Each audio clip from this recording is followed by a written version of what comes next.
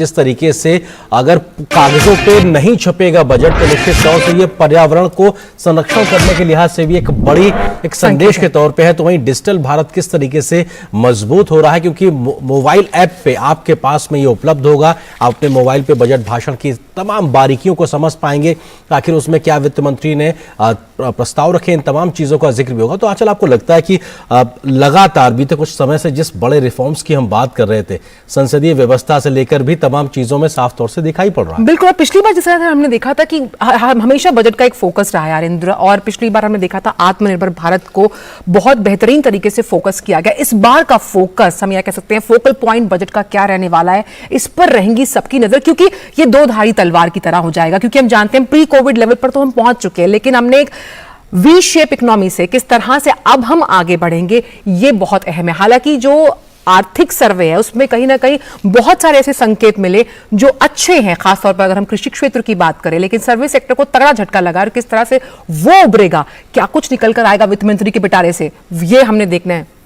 और हमारे पास तो तमाम रिपोर्टर्स जिनका जिक्र मैंने और आरिंदर ने आपसे शुरुआत में किया था, आइए एक बार आपका तारुफ उनसे भी करा दें। हमारे पास हमारे चारों रिपोर्टर्स इस वक्त मौजूद हैं।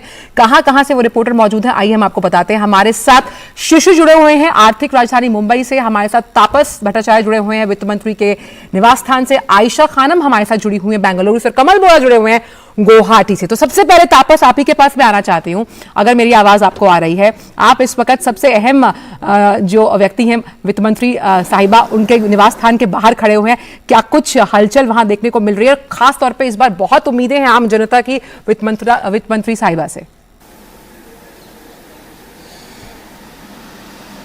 बिल्कुल, आपने बहुत सही कहा कि मैं इस वक्त वित्त मंत्री के घर के बाहर हूं और यहाँ पे इस वक्त हम देख सकते हैं लोग यहाँ पे हैं और ऑलरेडी जमा होने शुरू हो चुके हैं। खासतौर से मीडिया कर्मी जो है यहाँ पे एक सुगबुगाहट चल रही है कि क्या वित्त मंत्री यहाँ से जब निकलेगी तो क्या जो वो टैब है, अब तो चूंकि पेपरलेस बजट है तो टैब में क्या क्या जो पिटारे से निकलेगा, क्या गुडीज निकलेगी, उसके बारे में जरूर है। लेकिन मैं एक चीज बताना जरूर चाहूंगा इसमें कि वर्ल्ड इकोनॉमी की बात करें, वर्ल्ड जीडीपी जो था वो पिछले 2021 से 2022 में श्रंक हुआ है, 5.9% से 4.4% हुआ है और वर्ल्ड जीडीपी। और जहां तक रही बात वर्ल्ड ट्रेड स्पॉट की, उसमें भी हमने देखा कि एक तरह से एक कमी आई है। लेकिन उस पूरे हिसाब से अगर वर्ल्ड में बात करें तो हमारा देश का जो इकोनॉमी है, इकोनॉमिक सर्वे का जो अभी तक आकलन रहा है, वो एक तरह से ब्राइट स्पॉट कहें पूरे विश्व में वो रहा है। तो इकोनॉमिक सर्वे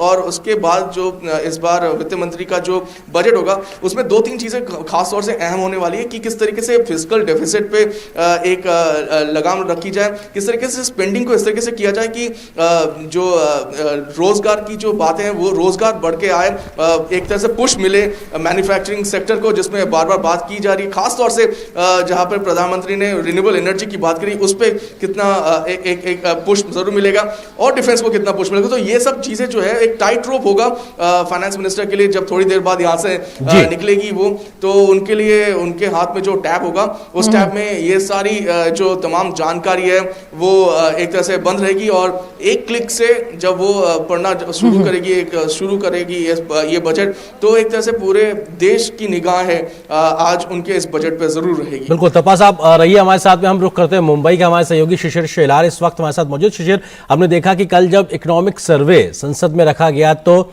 सेंसेक्स ने बहुत अच्छे से सलामी दी और काफी बढ़त हमको देखने को मिली।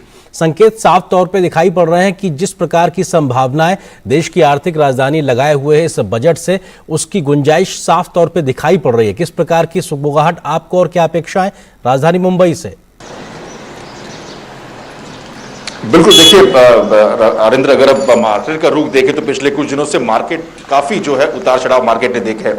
तो ऐसे में अगर कल की बात करें तो जिस प्रकार से इकोनॉमिक सर्वे के आंकड़े भी आए हैं, कहीं ना कहीं एक पॉजिटिव खबर जरूर है मार्केट के लिए भी। और जिस प्रकार से इकोनॉमिक सर्वे में जीडीपी ग्रोथ का प्रोजेक्शन दिखाया गया, इन्फ्लेशन का प्रोजेक्ट दिखाया गया है, साथ ही साथ जिस प्रकार से पैसा भारत में, निवेश भारत में आया है, ये जो अगर आंकड़े देखें तो ये आंकड़े जाहिर सी बात है कि एक पॉजिटिव वाइब मार्केट को जरूर देगी।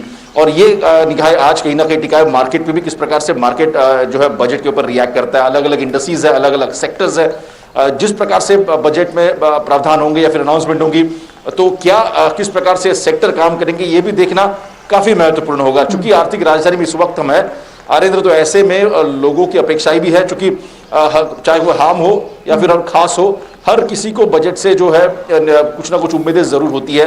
अगर आम आदमी की भी बात करें तो क्या टैक्स में रियायत मिलेगी, अगर कंपनीज की बात करें तो क्या जो कॉर्पोरेट टैक्स या बाकी अन्य टैक्स है उसमें रियायत मिलेगी। तो ये सभी चीजें जो इस वक्त जो है एक आम आदमी सोच रहा है और साथ ही साथ एक कॉर्पोरेट भी सोच रहे हैं। तो ऐसे में देखना ये होगा कि जब वित्त मंत्री अपना इस बार का बजट प्रेजेंट करेंगे तो उसमें उस पिटारे में क्या क्या होगा।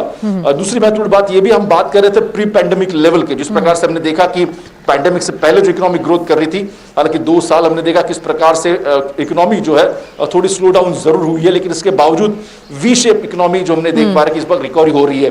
तो ऐसे में ये सभी सेक्टर्स जो है इनको किस प्रकार से सरकार जो है अलग अलग बजट के माध्यम से जो है सपोर्ट करेगी और आने वाले समय में इस सेक्टर्स पे किस प्रकार से रिफॉर्म होंगे ये भी देखना काफी महत्वपूर्ण होगा। क्योंकि हम बात कर रहे थे $5 ट्रिलियन इकोनॉमी की, जो हम हर साल देख पा रहे कि कदम दर कदम देख पा रहे कि इकोनॉमी आगे बढ़ रही है। तो ऐसे में मैन्युफैक्चरिंग सेक्टर हो, सर्विस सेक्टर हो, ये सभी सेक्टर्स हालांकि इन लाइन किस प्रकार से काम करेंगे ये भी देखना काफी महत्वपूर्ण होगा। तो जैसे मैंने पहले कहा कि फाइनेंशियल सेक्टर्स है, तो ऐसे में मार्केट का रुख भी देखेंगे और साथ ही साथ आम आदमी ये भी सोचेगा कि अगर इन्वेस्टमेंट करना है तो कैसे करना है, कहां पे करना है। क्योंकि आज की तारीख में अगर देखें अरेंद्र, तो कहीं ना कहीं ऑप्शंस काफी खुल चुके लोगों के सामने। जो एक कन्वेंशनल इन्वेस्टमेंट मेथड थी या फिर जो कन्वेंशनल इन्वेस्टमेंट रिजीम थी, बैंक्स की, एफडी की या फिर पीएफ की, इसके अलावा अगर देखा जाए तो कई सारे आयाम खुल चुके हैं। तो ऐसे में इस नए भारत के लिए क्या उम्मीद है जो सरकार लेके सामने आएगी बजट में, ये देखना काफी महत्वपूर्ण होगा। बिल्कुल आपने सही कहा। और जिस तरह से हम देख रहे हैं कि लगातार अभी एसजीएक्स निफ्टी में देख पा रही हूँ आरिंदर 17,513 165 अंकों की बढ़त के साथ इस वक्त एसजीएक्स निफ्टी जो है, हम ये शुरुआती रुझान हम कह सकते हैं। और साफ तौर पर जिस तरह से हम शेयर बाजार की अगर बात करें तो बेहतरीन प्रदर्शन रहा है शेयर बाजार का। और खास तौर पे जो डीआईआईज है, यानी कि जो डोमेस्टिक इन्वेस्टर्स हैं, लगातार खरीदारी कर रहे हैं, चाहे एफआईआईज ने वहां पर बिकवाली की है। तो ये एक अच्छी हम कह सकते हैं शुरुआत एक साल रहा है जब हम बात करते हैं शेयर बाजार की। हमारे साथ जुड़ी हुई हैं आयशा खानम बेंगलुरु से। आयशा, हम जानते हैं कि जब हम स्टार्टअप्स की बात करते हैं तो बेंगलुरु सबसे बड़ा हब माना जाता है स्टार्टअप्स के लिए। ऐसे में इसका हमने एक वानगी कल आर्थिक सर्वे में भी देखी, जब कहा गया कि जो तमाम मेट्रो सिटीज है वहां पर स्टार्टअप सबसे ज्यादा बेहतरीन तरीके से काम करते हैं। लेकिन यह भी कहा गया कि अब हर डिस्ट्रिक्ट लेवल पर स्टार्टअप्स जो हैं वो लगातार हम कह सकते हैं अपनी बढ़त के साथ आगे बढ़ रहे हैं। ऐसे में बेंगलुरु की जनता की क्या उम्मीदें हैं आज के आम बजट से? जी बिल्कुल, स्टार्टअप पर सबकी नजर रहेगी, लेकिन खास बात यह है कि बेंगलोर में भी लोग पूरे देश के अलग अलग हिस्सों की तरह बेंगलोर के जो नौकरी पेशा लोग हैं वो सबसे पहले टैक्स स्ट्रक्चर पर नजर बनाए रखते हैं कि क्या हमें टैक्स में छूट मिलेगी, क्या कुछ पैसा बचा पाएंगे। तो ये सबसे बड़ी उम्मीद रहती है जो नौकरी पेशा लोग होते हैं। और दूसरी बात यह है कि आम आदमी यही नजर लगाए बैठे हैं कि क्या चीजें महंगी होगी और कौन सी चीजें सस्ती होगी। लेकिन खास बात यह है कि सेक्टर्स, बेंगलोर जो एक आईटी हब है, बेंगलोर एक स्पेस हब है, यहाँ पर इन सेक्टर्स की उम्मीदें काफी हैं इस बजट से।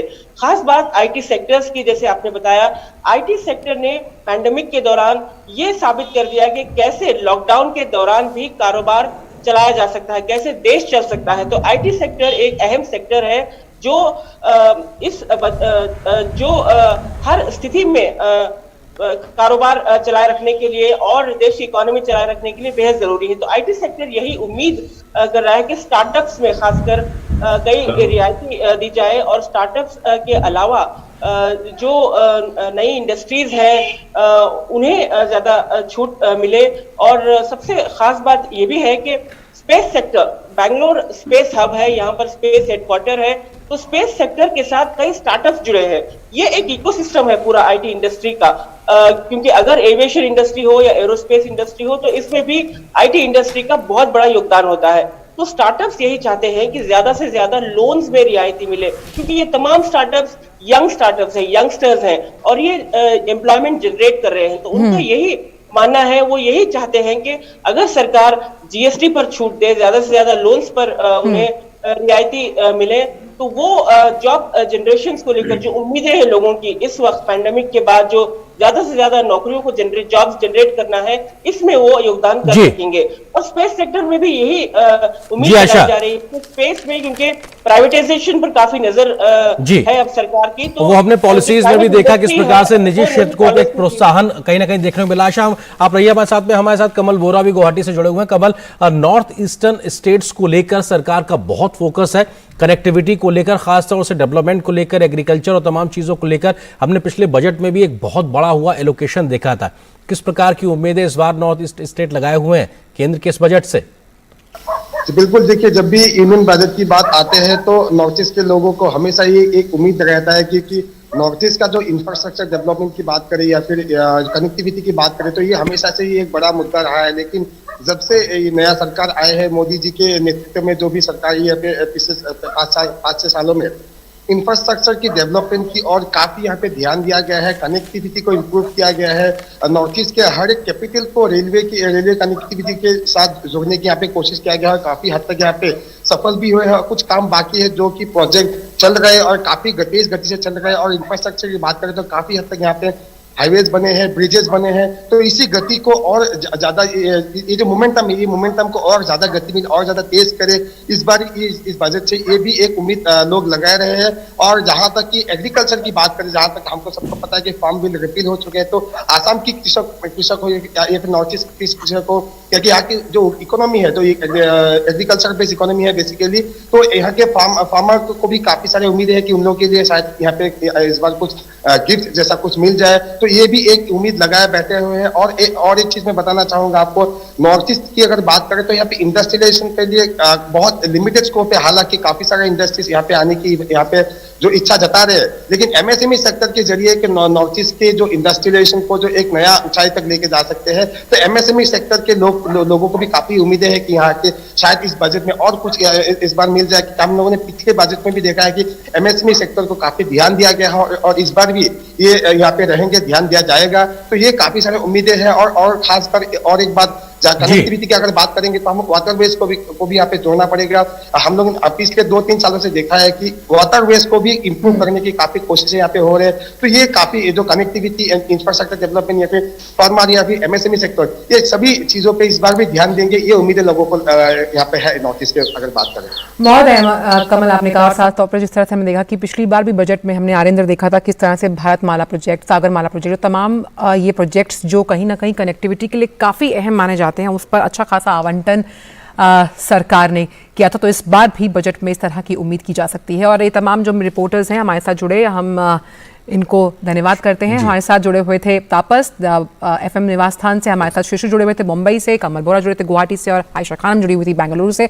बहुत बहुत शुक्रिया आपसे। आगे भी हम इस खास कवरेज पर जो लगातार चलती रहेगी डीडी न्यूज़ पर, उस पर हम आपसे आगे भी अपडेट्स लेते रहेंगे। और बहुत अहम जो हम बातें आपके साथ ये शेयर कर रहे हैं वो काफ़ी अहम इस लिहाज से हैं कि वित्तीय लक्ष्य को पूरा करना सरकार के लिए एक चुनौती है। हमने देखा, अगर देखें आरिंदर, तो कैसे जो लास्ट अभी हमने देखा जो टाटा की हमने जो हमारी एयर इंडिया एयरलाइंस है वापस वो टाटा को चली गई है, तो किस तरह से विनिवेश का जो रास्ता है उसके लक्ष्य को किस तरह से सरकार पार करेगी, ये बहुत देखने वाली बात होगी। क्योंकि टारगेट पिछले साल का अभी उतना पूरा नहीं हो पाया जितनी उम्मीद की जा रही थी। निवेश के जरिए तो सरकार अर्थव्यवस्था को पटरी पर लाती है, लेकिन विनिवेश के जरिए भी किस तरह से अर्थव्यवस्था को आर्थिक पटरी पर लाया जा सकता है, ये रास्ता भी सरकार के लिए काफी अहम हो जाएगा आगे आने वाले इस बजट में। और बिल्कुल, और क्योंकि सबसे महत्वपूर्ण चीज जिसका जिक्र हम लोग लगातार कर रहे हैं, कल हमने इकोनॉमिक सर्वे भी देखा है कि उसमें क्या एक अर्थव्यवस्था की सेहत दिखाई पड़ रही है, संकेत दिखाई पड़ रहे हैं, वो भी महत्वपूर्ण है। वित्त मंत्री निर्मला सीतारमण ने सोमवार को लोकसभा के पटल पर चालू वित्त वर्ष का आर्थिक सर्वेक्षण रखा है। सर्वे में कहा गया है कि देश की अर्थव्यवस्था कोरोना के बाद की चुनौतियों से निपटने के लिए पूरी तैयारी के साथ खड़ी नजर आ रही है। सबसे बड़ी राहत की खबर यह भी है कि देश की जो आर्थिक स्थिति है वो प्री कोविड लेवल पर आ गई है और इस साल सरकार राजस्व के लक्ष्य को आसानी से हासिल करने की स्थिति में भी दिखाई पड़ रही है। लिहाजा बजट में सरकार के पूंजीगत खर्चों में बढ़ोतरी देखी जा सकती है। क्या कुछ और गुंजाइश आज के बजट में हो सकती है, आर्थिक सर्वे के सर्वेक्षणों और संकेतों के आधार पर देखिए इस रिपोर्ट में। वित्त मंत्री निर्मला सीतारमण ने लोकसभा के पटल पर चालू वित्त वर्ष का आर्थिक सर्वेक्षण रखा है। आर्थिक सर्वेक्षण में देश की मौजूदा आर्थिक स्थिति का लेखा जोखा देश के सामने रखा जाता है। बजट सत्र के पहले ही दिन राष्ट्रपति के अभिभाषण के बाद आर्थिक सर्वेक्षण को संसद में रखे जाने की परंपरा है। आर्थिक सर्वे में चालू वित्त वर्ष में विकास दर के अनुमान, देश के समक्ष आर्थिक चुनौतियों के साथ साथ आर्थिक नीतियों की सिफारिश की जाती है। सर्वे में उम्मीद जताई गई है कि देश में जीडीपी विकास दर 2022-23 में 8 से 8.5% के बीच रह सकती है। सर्वे में कहा गया है कि कोरोना काल के 2 सालों में खेतीबाड़ी की विकास दर सबसे सुकून देने वाली रही। बीते साल 3.6% के मुकाबले इस साल कृषि विकास दर 3.9% रहने की उम्मीद है। उद्योग जगत के मोर्चे पर उतार चढ़ाव देखा गया। बीते साल 7% की गिरावट के बाद इस साल औद्योगिक विकास में 11.8% की वृद्धि की उम्मीद नजर आ रही है। सर्विस सेक्टर पूरी अर्थव्यवस्था का 50% से ज्यादा योगदान करता है, जिस पर सबसे ज्यादा असर देखा गया है। सर्वे में उम्मीद जताई गई है कि सर्विस सेक्टर बीते साल 8.4% गिरने के बाद इस साल 8.2% की बढ़त दर्ज कर सकता है। There's been a revival of economic activity to pre-pandemic levels in the year 21-22. So even though there was the health cost of the second wave was much more severe, the economic cost of it by almost all accounts was much milder, but there was an impact and then a subsequent revival. The economy this year is estimated to have grown by 9.2% after a contraction of 7.3% in the previous year. पूरी दुनिया में corona महामारी के प्रकोप के बीच देश का balance of payment सकारात्मक रहा, जिसने आरबीआई को मजबूती दी है। 31 दिसंबर 2021 तक देश का कुल विदेशी मुद्रा भंडार 634 अरब डॉलर रहा, जो 13 महीने के आयात के लिए पर्याप्त है। साल 2021-22 में राजस्व का लक्ष्य प्राप्त करने में मुश्किल नहीं होगी और सरकार पूंजीगत खर्चों में बढ़ोतरी कर सकती है। कोरोना के खिलाफ अपने अनोखी रणनीति के दम पर भारतीय अर्थव्यवस्था अगले साल चुनौतियों से निपटने के लिए तैयार है। The government has pursued a four-pronged approach: short-term support to the economy, especially to the vulnerable sections during these uncertain times, while keeping a firm eye on the medium-term fiscal stability. At the same time, never to let go of the opportunity that a crisis provides to initiate structural and supply-side reforms. The government has undertaken several measures as well. There has been considerable attention and emphasis on process reforms as well. So these are the 4 pillars of the government's approach in dealing with the COVID pandemic and also to prepare the economy for a post-pandemic world. आर्थिक सर्वेक्षण वित्त मंत्रालय के मुख्य आर्थिक सलाहकार और उनकी टीम द्वारा तैयार किया जाता है। बजट से ठीक पहले सरकार ने वी अनंत नागेश्वरन को मुख्य आर्थिक सलाहकार बनाया है। इस बार आर्थिक सर्वे के निर्माण में प्रधान आर्थिक सलाहकार संजीव सान्याल की प्रमुख भूमिका रही। विकास सारथी और मेघना देव के साथ अजय मिश्र, डीडी न्यूज, दिल्ली।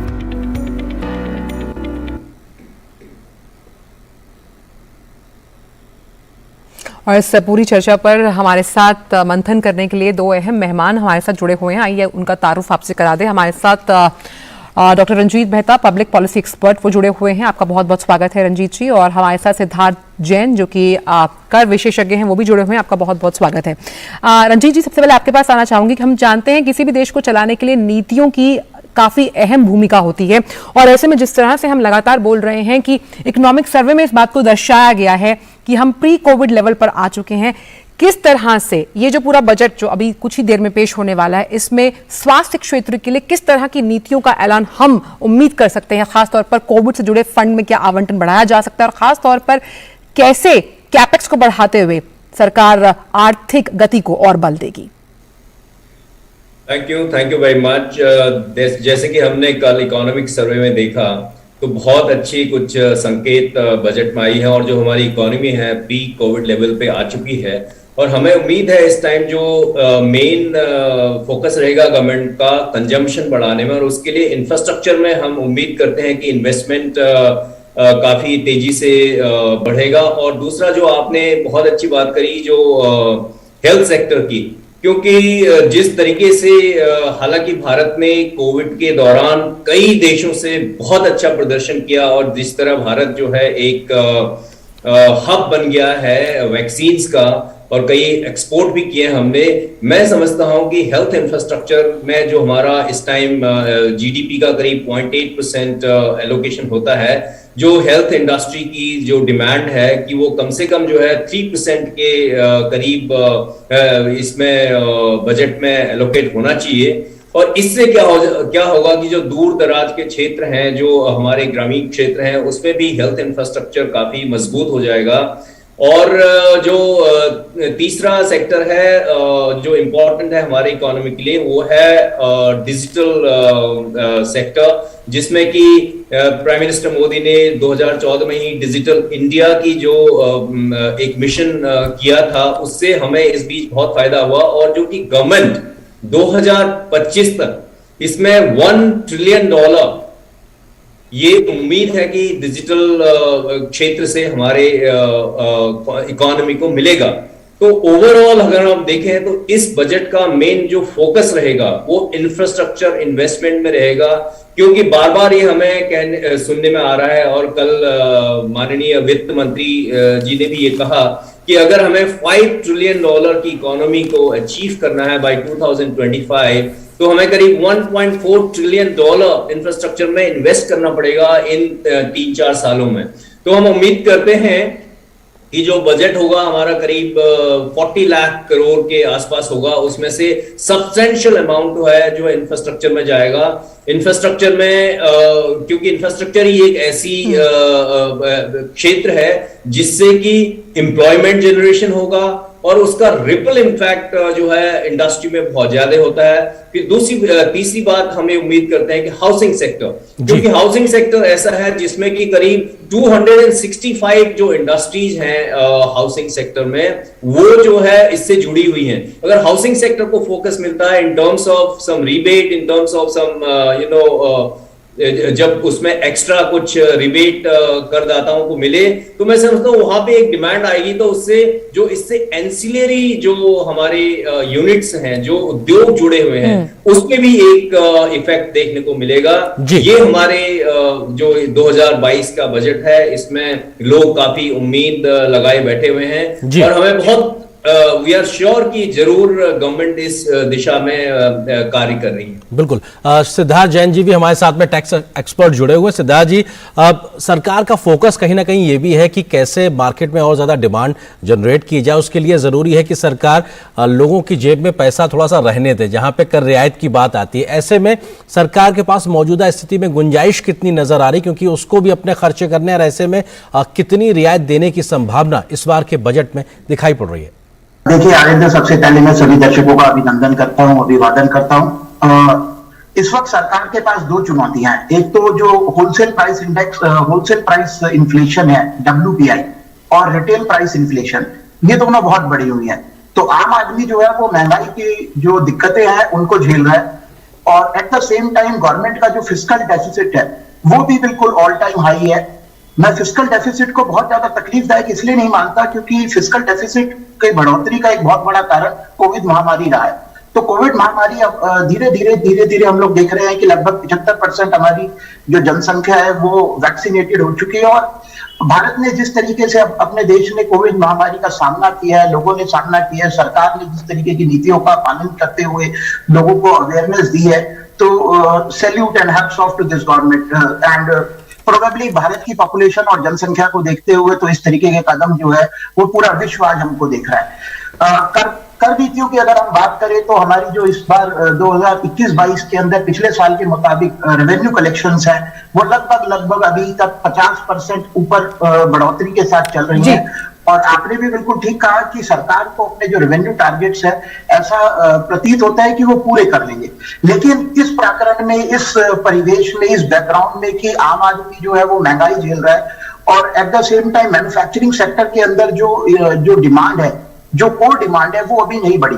तो इसलिए मेरे मद्देनजर मेरा ऐसा मानना है कि वित्त मंत्री साहिबा के पास दो अहम मुद्दे होंगे कि एक तो इन्फ्लेशन को कंट्रोल करना है और दूसरा आम करदाता की जेब के अंदर, आम नागरिक की जेब के अंदर अधिक पैसे रह जाए, जिससे कि इस डिमांड की जो ऑगमेंटेशन है वो हो जाए। तो उन सब चीजों के मद्देनजर देखिए हमारे यहाँ पर लगभग 50% करदाता जो है वो सैलरी टैक्स पेयर्स है। तो सैलरी टैक्स पेयर्स के अंदर एक स्टैंडर्ड डिडक्शन आयकर अधिनियम के तहत है, जो कि जिसकी आज के दिन अधिकतम सीमा 50,000 रुपये है। तो मेरा ऐसा मानना है कि इसको बढ़ाया जा सकता है, जिससे कि लोगों की जेब के अंदर जो है वो पैसा ज्यादा बचेगा, क्योंकि कोविड के दौरान बहुत सारे लोगों ने वर्क फ्रॉम होम भी किया है, तो घर के ऊपर उन्होंने कुछ इंफ्रास्ट्रक्चर्स भी अपने क्रिएट किए हैं, उनका फाइनेंशियल आउटले भी हुआ है, तो इससे this can be one of the steps. Second could be liberalisation of the existing tax slabs, खासतौर से लेट्स से कि small and medium size taxpayer के लिए जो टैक्स स्लैब्स है उनको थोड़ा सा टिंकर अगर कर दिया जाए तो आम नागरिक जो है, आम करदाता जो है, उसकी जेब के अंदर जो है ज्यादा पैसा आ जाएगा। तीसरा, incentivisation of the tax payer. किसी भी प्रारूप में, किसी भी परिवेश में, किसी भी तरीके से अगर जो टैक्स पेयर है उसको किसी तरीके का इंसेंटिवाइजेशन दे दिया जाए तो भी वो सरकार को टैक्स ज्यादा देगा। चौथा, एक बहुत अरसे से इंडस्ट्री की भी डिमांड है, लोगों की भी डिमांड है कि आयकर की धारा 80C जहां पर की सेविंग्स की छूट मिलती है, उसकी अभी अधिकतम सीमा जो है वो 1.5 लाख रुपए है। तो मेरा ऐसा मानना है कि अनऑर्गेनाइज सेक्टर में, एमएसएमई सेक्टर के अंदर खास तौर से हमारे यहाँ पर लोगों का एक परिवेश होता है कि मुझे टैक्स इस साल इतना देना है। साल शुरू होने, सुनने में थोड़ा सा अजीब है, लेकिन साल शुरू होने से पहले ही वो अपनी एक मानस धारणा बना के बैठ जाते हैं कि पिछले साल अगर मैंने 20,000 दिया तो इस साल 30,000 देना है। लेकिन ये भी बहुत जरूरी है कि वो लोग सभी के सभी आयकर की धारा 80C की पूरी 1.5 लाख रुपए की छूट लेना चाहते हैं। Considering the fact that we are, badly, burdened with the external borrowings, कुछ अगर किसी की लिमिट बढ़ा दी जाए या कुछ लॉन्ग इंफ्रास्ट्रक्चर बॉन्ड्स निकाल दिए जाए तो सरकार को कम रेट ऑफ इंटरेस्ट के ऊपर बहुत सारा पैसा मिल जाएगा, नंबर 1। नंबर 2, जो लोग अनऑर्गेनाइज सेक्टर के अंदर है, जो लोग जो अपनी इनकम टैक्स रिटर्न को प्रॉपरली दाखिल नहीं करते, अपनी आय को प्रॉपरली नहीं दिखाते, तो वो लोग भी कुछ ना कुछ इस माध्यम से वो लोग भी आगे आएंगे, तो इससे हमारी जीडीपी भी बढ़ेगी। तो हमारी जीडीपी भी बढ़ेगी, हमारी टैक्स कलेक्शन भी बढ़ेगी और सरकार को एक बहुत कंसेशनल रेट के ऊपर कंसेशनल इंटरेस्ट के ऊपर एडिशनल पैसे मिल जाएंगे स्पेंडिंग के लिए, जिससे कि एक्सटर्नल डेट्स को सरकार रीपे कर सकती है या जनता की डेवलपमेंट में खर्च कर सकती है। बिकॉज ये सरकार का करंट सरकार का ये चौथा बजट है, तो जनरली क्या है कि तीसरे चौथे साल तक आते हुए ये रिफॉर्मिस्ट बजट हो जाता है। और मेरा ऐसा मानना है कि रिफॉर्म्स आएंगे, रिफॉर्म जारी रहेंगे, डिजिटल इकोनॉमी को बूस्ट जरूर मिलना चाहिए। आत्मनिर्भर भारत पिछले साल 3 पिलर्स थे उसके, एक्सपोर्ट की ऑगमेंटेशन, इंपोर्ट की रिडक्शन और एम्प्लॉयमेंट जनरेशन। एम्प्लॉयमेंट जनरेशन, जो अनएम्प्लॉयमेंट लेवल है, एक आर्थिक सर्वे कहता है कि वो लगभग 2.25% पर रह गया है, जो कि पिछले सालों के मुकाबले बहुत अच्छा है, बहुत बेहतर है। सिद्धार्थ जी, बिल्कुल जी, बिल्कुल आप बने रहिए हमारे साथ। और जिस तरह से टैक्स छूट को लेकर चाहे हम बात करें या फिर वर्क फ्रॉम होम के अलाउंस की बात करें, नौकरी पेशा लोगों की बहुत सी उम्मीदें हैं वित्त मंत्री साहिबा से। हम आपके पास फिर वापस आएंगे, लेकिन आइए आपको बताते हैं कि बजट से जुड़े कुछ ऐसे रोचक तथ्य हैं जो आप तक पहुंचाना बहुत जरूरी है। आइए उस पर नजर डालते हैं कि 2022-23 का जो केंद्रीय बजट है, आज संसद में केंद्रीय वित्त मंत्री निर्मला सीतारमण उसे पेश करेंगी। अब देख लेते हैं इस बजट से जुड़ी कुछ खास रोचक बातें। और इस वक्त वित्त राज्य मंत्री ने अपनी प्रतिक्रिया दी है मीडिया को, क्या कुछ उन्होंने कहा या कुछ सुनाते हैं। मध्ये सादर होईल त्यावेळेस फायनान्स मिनिस्टर माननीय निर्मला सीतारामन जी बजट सादर करते त्यावेळेस सांग करते। बजट तो सादर करने वाले फाइनेंस मिनिस्टर, मैं उनके साथ हूँ। और आपने पूजा भी की बजट? हाँ, पूजा तो इसीलिए की है कि भारत ये प्रधानमंत्री मोदी साहब के नेतृत्व में विश्व गुरु बने, भारत समृद्ध बने, इसलिए मैंने पूजा की है। अच्छा, कुछ खास आज मिल पाएगा लोगों को? अगर वो 11 बजे मालूम हो जाएगा, उसके पहले मैं कुछ भी बात नहीं कर सकता। बजट तो गुपित रखना पड़ता है, आपको भी मालूम है और मुझे भी मालूम है। राहुल गांधी कह रहे हैं कि सरकार को बढ़ता हुआ जीएसटी का रेवेन्यू दिख रहा है, लेकिन लोगों का दर्द नहीं दिखाई दे रहा है। ये मैं 11 बजे के बाद टिप्पणी करूंगा, अभी कुछ भी नहीं कर सकता। सर, महाविकास आघाडी म्हणते की महाराष्ट्राबद्दल कायम द्वेष केला जातो। महाराष्ट्र विकास आघाडी नेहमीच चुकीचं बोलते, स्वतः काहीच करत नाहीये, फक्त केंद्राकडे बोट दाखवणं हेच त्यांचं काम आहे। विशेषतः म्हणजे आता वॅक्सिनच्या काळामध्ये, कोविडच्या काळामध्ये महाराष्ट्र शासनाने एक गोष्ट केलेली दाखवावी, पण केंद्र शासनाने केलेल्या 10 गोष्टी मी सांगू शकतो। तर वॅक्सिन सुद्धा आम्ही आमचं वॅक्सिन देऊ, कुठलं वॅक्सिन दिलं त्यांनी? केंद्राने 150 कोटी जनतेसाठी वॅक्सिन दिलेलं आहे, पण महाराष्ट्र विकास आघाडीने काही केलेलं नाही। सर, जिस तरीके से प्रधानमंत्री मोदी ने कल अपने अभिभाषण में कहा कि वो चाहते हैं कि तमाम दल जो बजट पेश होगा वो इस तरीके से करे कि देश प्रगति करे, तो आपको क्या लगता है सर, बजट इस तरह का होगा कि देश आगे बढ़ेगा, जीडीपी ग्रोथ आगे बढ़ेगी? प्रधानमंत्री माननीय मोदी जी ने अपेक्षा की है कि इस बजट में हर एक दल सत्ता दल हो या विरोधी पक्ष को, सब लोगों ने साथ में मिलकर बजट को सुनना चाहिए, सहकार्य करना चाहिए। चल धन्यवाद। साहेब मला फक्त सांगा की तुम्ही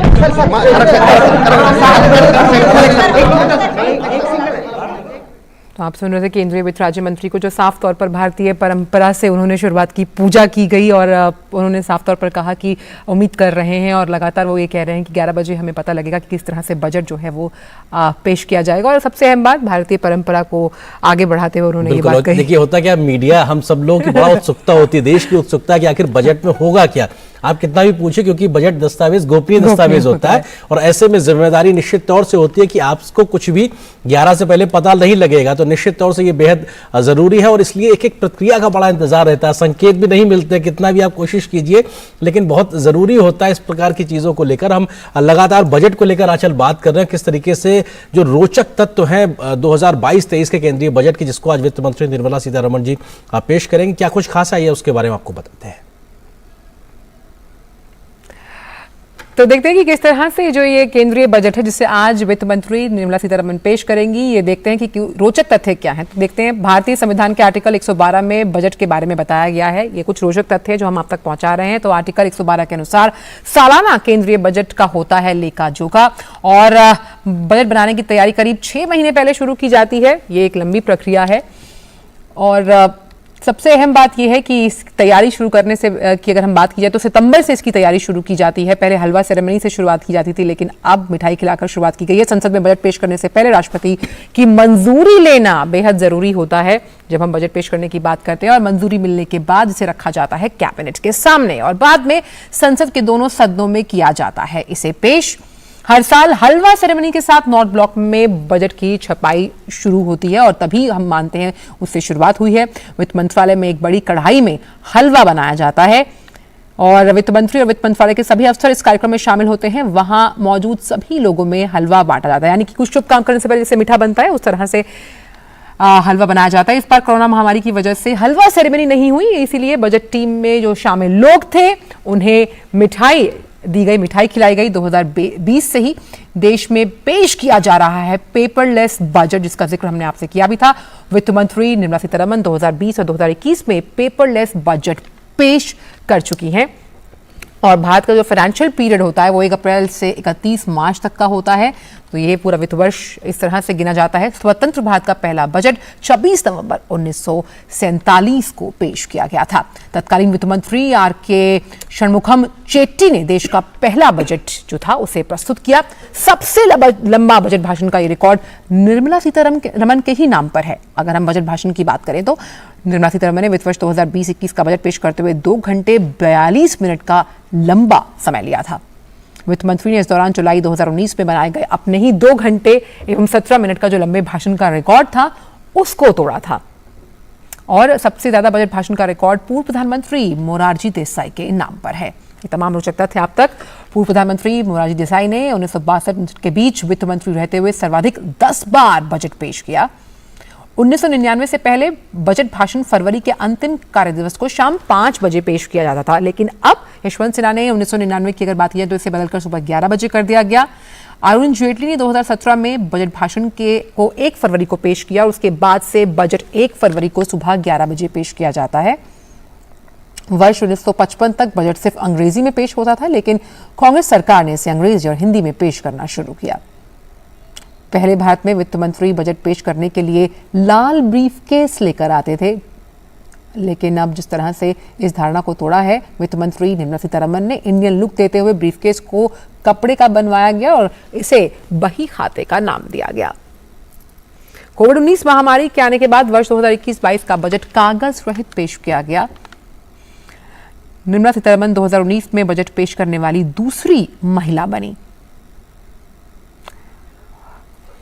तो वहीं निर्मला सीतारमण से पहले तत्कालीन प्रधानमंत्री इंदिरा गांधी ने 1970 में वित्त मंत्री के तौर पर बजट पेश किया था। उसके अलावा दूसरी महिला के तौर पर निर्मला सीतारमण जी ने पेश किया। तो 2017 तक रेल बजट और आम बजट अलग अलग पेश किए जाते थे, लेकिन उसके बाद इसको मर्ज कर दिया गया। 2017 में रेल बजट को आम बजट में ही समाहित कर दिया गया और अब सिर्फ एक बजट ही पेश किया जाता है। इसमें सारे प्रावधान बजट के दोनों ही दिखाई पड़ते हैं। 1950 तक बजट का मुद्रण राष्ट्रपति भवन में होता था, लेकिन इसके लीक होने के बाद मुद्रण मिंटो रोड स्थित प्रेस में होने लगा। 1980 में वित्त मंत्रालय के भीतर ही सरकारी प्रेस में इसका मुद्रण होना शुरू हुआ और अपने आप में इसको गोपनीय रखने की पूरी व्यवस्थाएं की जाती थी। इस लिहाज से तमाम ऐसे प्रावधान किए गए जिस तरीके से इसका कोई भी जो एक संभावित बात है वो बाहर न आने पाए।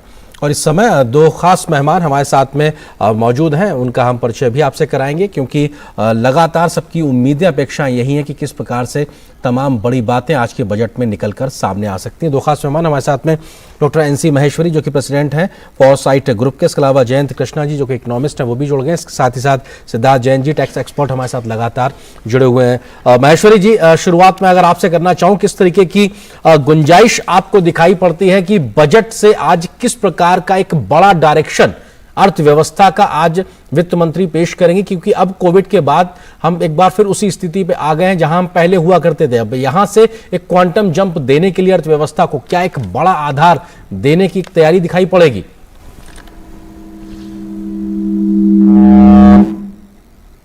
डॉक्टर महेश्वरी, क्या आप मुझे सुन पा रहे हैं?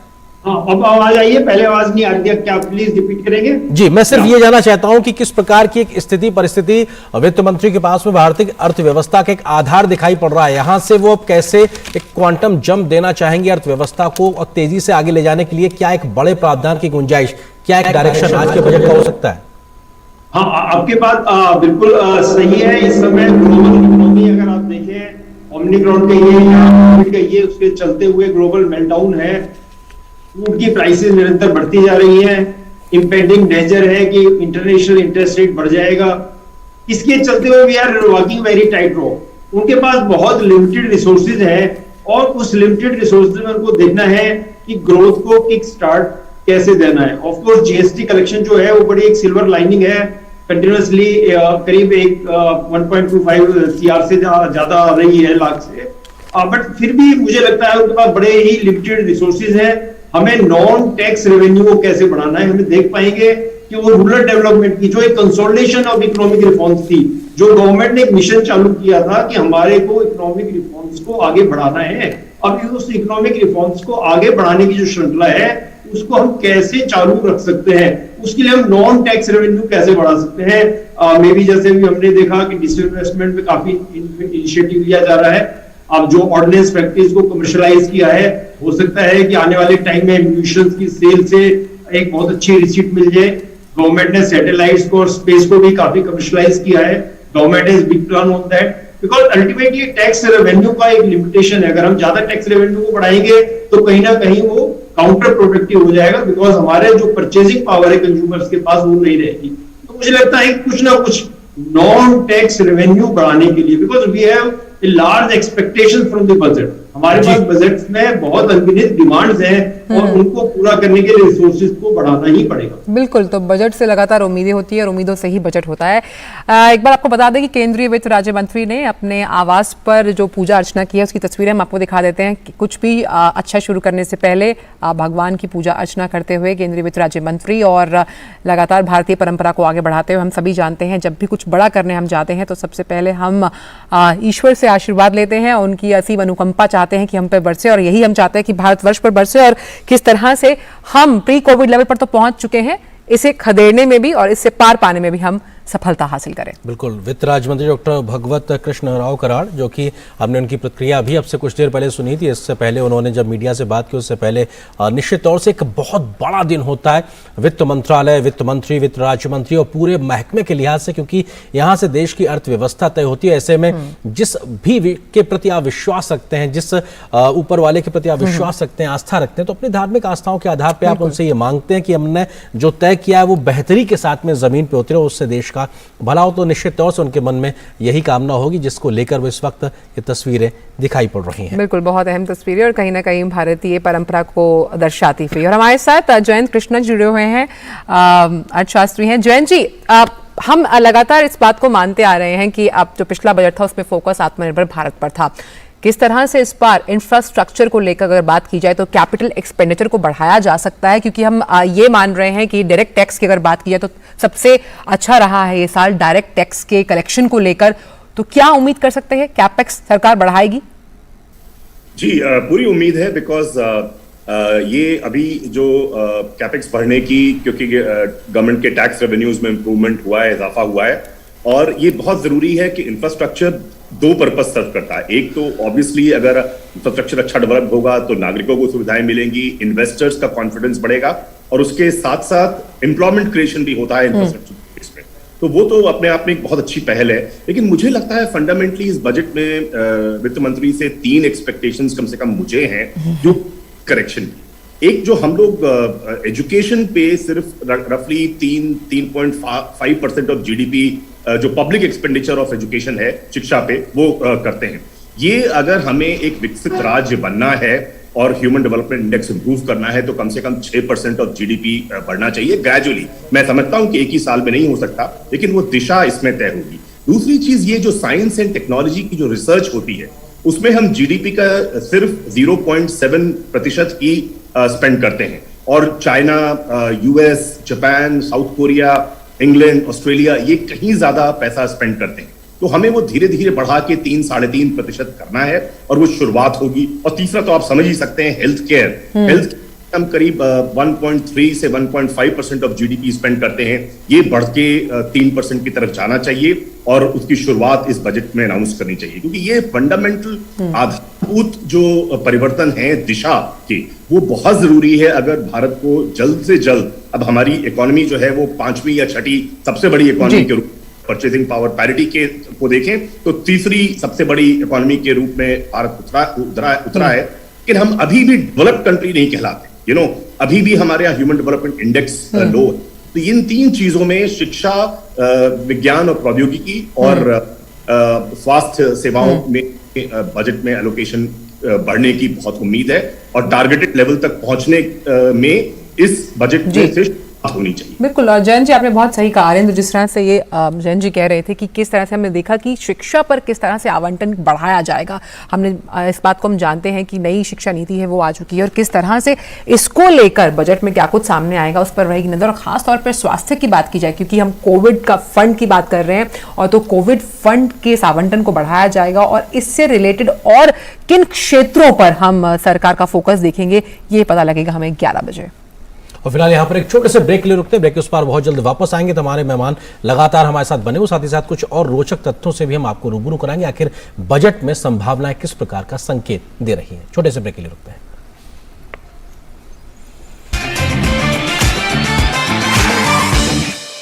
Realize your dreams with Canara Bank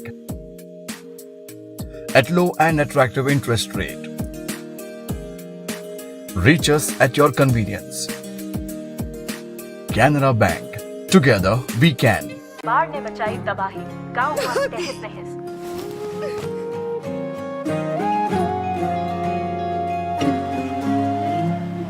पहल करो, शुरुआत करो, जब करो तो पक्की बात करो। जब पैर तले से दिन गुजरे, सर के ऊपर से रात चले, तामीर करे नगरी नगरी, जब कारीगर का हाथ चले। वंडर सीमेंट, जब दिल में हो जज्बात तभी होती है एक परफेक्ट शुरुआत।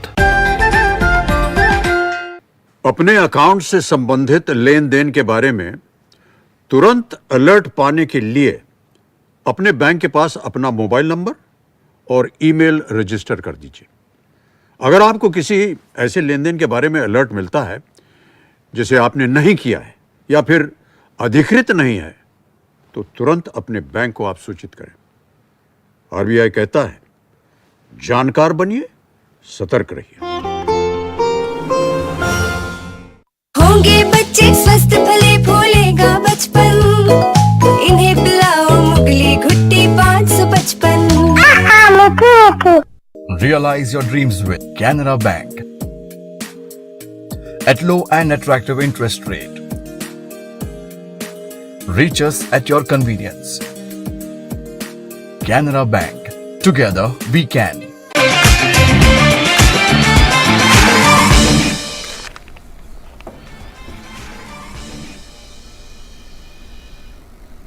और इस छोटे से ब्रेक के बाद आप सभी का एक बार फिर से स्वागत है इस खास कार्यक्रम बजट 2022 में। हम लगातार बने हुए आपको बता रहे हैं किस प्रकार के आर्थिक सर्वे से संकेत मिले हैं बजट की संभावनाओं को लेकर। मेहमानों से भी हम लगातार बात कर रहे हैं और समझने की कोशिश कर रहे हैं उन अपेक्षाओं को भी अपने रिपोर्टर्स के माध्यम से, तो देश के तमाम कोने से हमारे साथ लगातार जुड़ रहे हैं और ये कार्यक्रम लगातार जारी रहेगा। और हम इकोनॉमिक सर्वे के लिहाज से अगर बात करें तो केंद्र सरकार की ओर से बजट से एक दिन पहले आर्थिक सर्वेक्षण रिपोर्ट पेश की गई है। सर्वेक्षण में देश के वित्तीय हालात का लेखा जोखा पेश किया गया। इस दौरान वित्त वर्ष 2022-23 के लिए जीडीपी वृद्धि का अनुमान 8.5% तक जताया गया है। आइए जानते हैं सरकार की ओर से पेश किए गए आर्थिक सर्वेक्षण में कौन कौन से प्रमुख बिंदुओं पर क्या कुछ जानकारी दी गई है। भारतीय अर्थव्यवस्था के लिए साल 2021 को रिकवरी के साल के रूप में देखा जा सकता है। कोरोना महामारी की वजह से अर्थव्यवस्था ने अभूतपूर्व और अप्रत्याशित चुनौतियों का सामना किया, लेकिन समय पर सही हस्तक्षेप और प्रगतिशील नीतियों ने भारतीय अर्थव्यवस्था के लिए एक मजबूत उछाल सुनिश्चित किया। आर्थिक सर्वेक्षण 2022 के मुताबिक 9.2% के सकल घरेलू उत्पाद के विस्तार की उम्मीद है, तो वहीं 2022-23 में 8 से लेकर 8.5% की वृद्धि दर हासिल होगी। अर्थव्यवस्था के कुछ प्रमुख क्षेत्रों ने उल्लेखनीय सुधार दर्ज किया है। कृषि और संबद्ध क्षेत्र पर कोरोना महामारी की मार सबसे कम पड़ी है और पिछले वर्ष में 3.6% की वृद्धि के बाद 2021-22 में 3.9% बढ़ने की उम्मीद है। वहीं उद्योग क्षेत्र में 11.8% तक की बढ़ोतरी होगी, जो साल 2020-21 में 7% थी। लेकिन सेवा क्षेत्र पर महामारी की सबसे अधिक मार पड़ी है।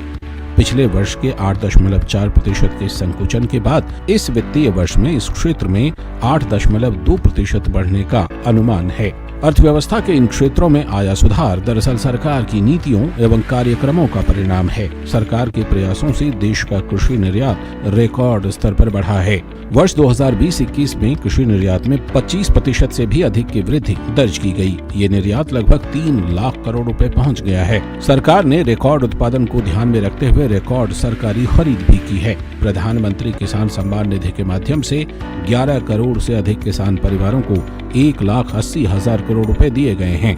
इस निवेश से कृषि क्षेत्र में आज बड़े बदलाव दिखाई दे रहे हैं। आधारभूत परियोजनाओं और उद्योग क्षेत्र में सुधार में प्रमुख रूप से पीएम गति शक्ति और पीएलआई योजना की बड़ी भूमिका है। 2019 में शुरू की गई 110 लाख करोड़ रुपए की राष्ट्रीय अवसंरचना पाइपलाइन को समाहित करने वाली पीएम गति शक्ति बुनियादी ढांचे की परियोजनाओं को सही मायने में अधिक गति और शक्ति प्रदान कर रही है। तो वहीं लगभग 2 लाख करोड़ रुपए की पीएलआई योजना घरेलू विनिर्माण और रोजगार को बढ़ावा देने में महत्वपूर्ण भूमिका निभाती नजर आ रही है। देश में अब राष्ट्रीय राजमार्गों की कुल लंबाई बढ़कर 1,40,000 किलोमीटर से भी अधिक हो गई है। गांवों में भी 100 किलोमीटर प्रतिदिन से भी अधिक तेजी से सड़कें बन रही हैं। 13 लाख MSME यूनिट्स की मदद से 1.5 करोड़ रोजगार सुरक्षित किए गए हैं। पिछले कई महीनों से लगातार 1 लाख करोड़ रुपए से भी अधिक की जीएसटी वसूल हो रही है और विदेशी निवेशकों में भारतीय अर्थव्यवस्था के विकास को लेकर भरोसा बना हुआ है। साफ तौर पर कहा जा सकता है कि भारतीय अर्थव्यवस्था और इसके कई महत्वपूर्ण क्षेत्र तेजी से मजबूत सुधार की राह पर हैं। Bureau report, DD news. तो हम मान सकते हैं कि ये विकास से परिपूर्ण होगा बजट। और इसी पर ज्यादा जानकारी के साथ तापस भट्टाचार्य हमारे संवाददाता जो कि वित्त मंत्री के निवास स्थान पर हैं, वो हमारे साथ फोन लाइन पर जुड़ गए हैं। तापस, हम जानते हैं कि कुछ ही देर में जो वित्त मंत्री हैं वो निकलने वाली हैं नॉर्थ ब्लॉक के लिए, लेकिन अगर माना जाए तो इस बार का जो हम फोकस की बात कर रहे हैं बजट को लेकर, उम्मीद की जा रही है कि वो सबसे ज्यादा स्वास्थ्य पर फोकस करने वाला होगा, क्योंकि हमने ये बात साफ देखी है आर्थिक सर्वे में कि हम प्री कोविड लेवल पर हमारी अर्थव्यवस्था इस वक्त आ चुकी है। आर्थिक सर्वे उसने भी ये बात की पुष्टि की कि हम लोग प्री कोविड जो डेवलपमेंट प्लान था या प्री कोविड जो इकोनॉमिक सिचुएशन था उसमें तो जरूर पहुंच गए, लेकिन अब जो नेक्स्ट लेवल है कि 5 ट्रिलियन इकोनॉमी कैसे बने, और 5 ट्रिलियन इकोनॉमी बनने के लिए बहुत सारी चीजें करने की जरूरत है। उसमें से एक तो है कि जरूर फिस्कल डेफिसिट पर कंट्रोल रखना, दूसरी चीज है कि आप किस तरीके से मैन्युफैक्चरिंग सेक्टर से कहिए या फिर सर्विस सेक्टर को किस तरीके से आप बढ़ावा देते हैं। तो ये इस पे बहुत बड़ी एक पुश जरूर रहेगा। एक मेजर जो पुश रहेगा वो है आपका जो मेडिकल इंफ्रास्ट्रक्चर है, जो हेल्थ इंफ्रास्ट्रक्चर है उस पे, क्योंकि इस पैंडेमिक में हमने देखा कि हेल्थ इज वेल्थ, जो हेल्थ इज वेल्थ को ये जो पॉइंट है इसको दिमाग में रखते हुए पिछले अगर हम 2 बजट देखें उसमें भी हमने यही चीज नोट की है कि किस तरीके से वित्त मंत्री कंटिन्यूसली यहाँ एक हेल्थ इंफ्रास्ट्रक्चर पे ये जोर दे रही है, और यही इस बजट में भी हमें इसका एक कंटिन्यूएशन देखने को मिल सकता है।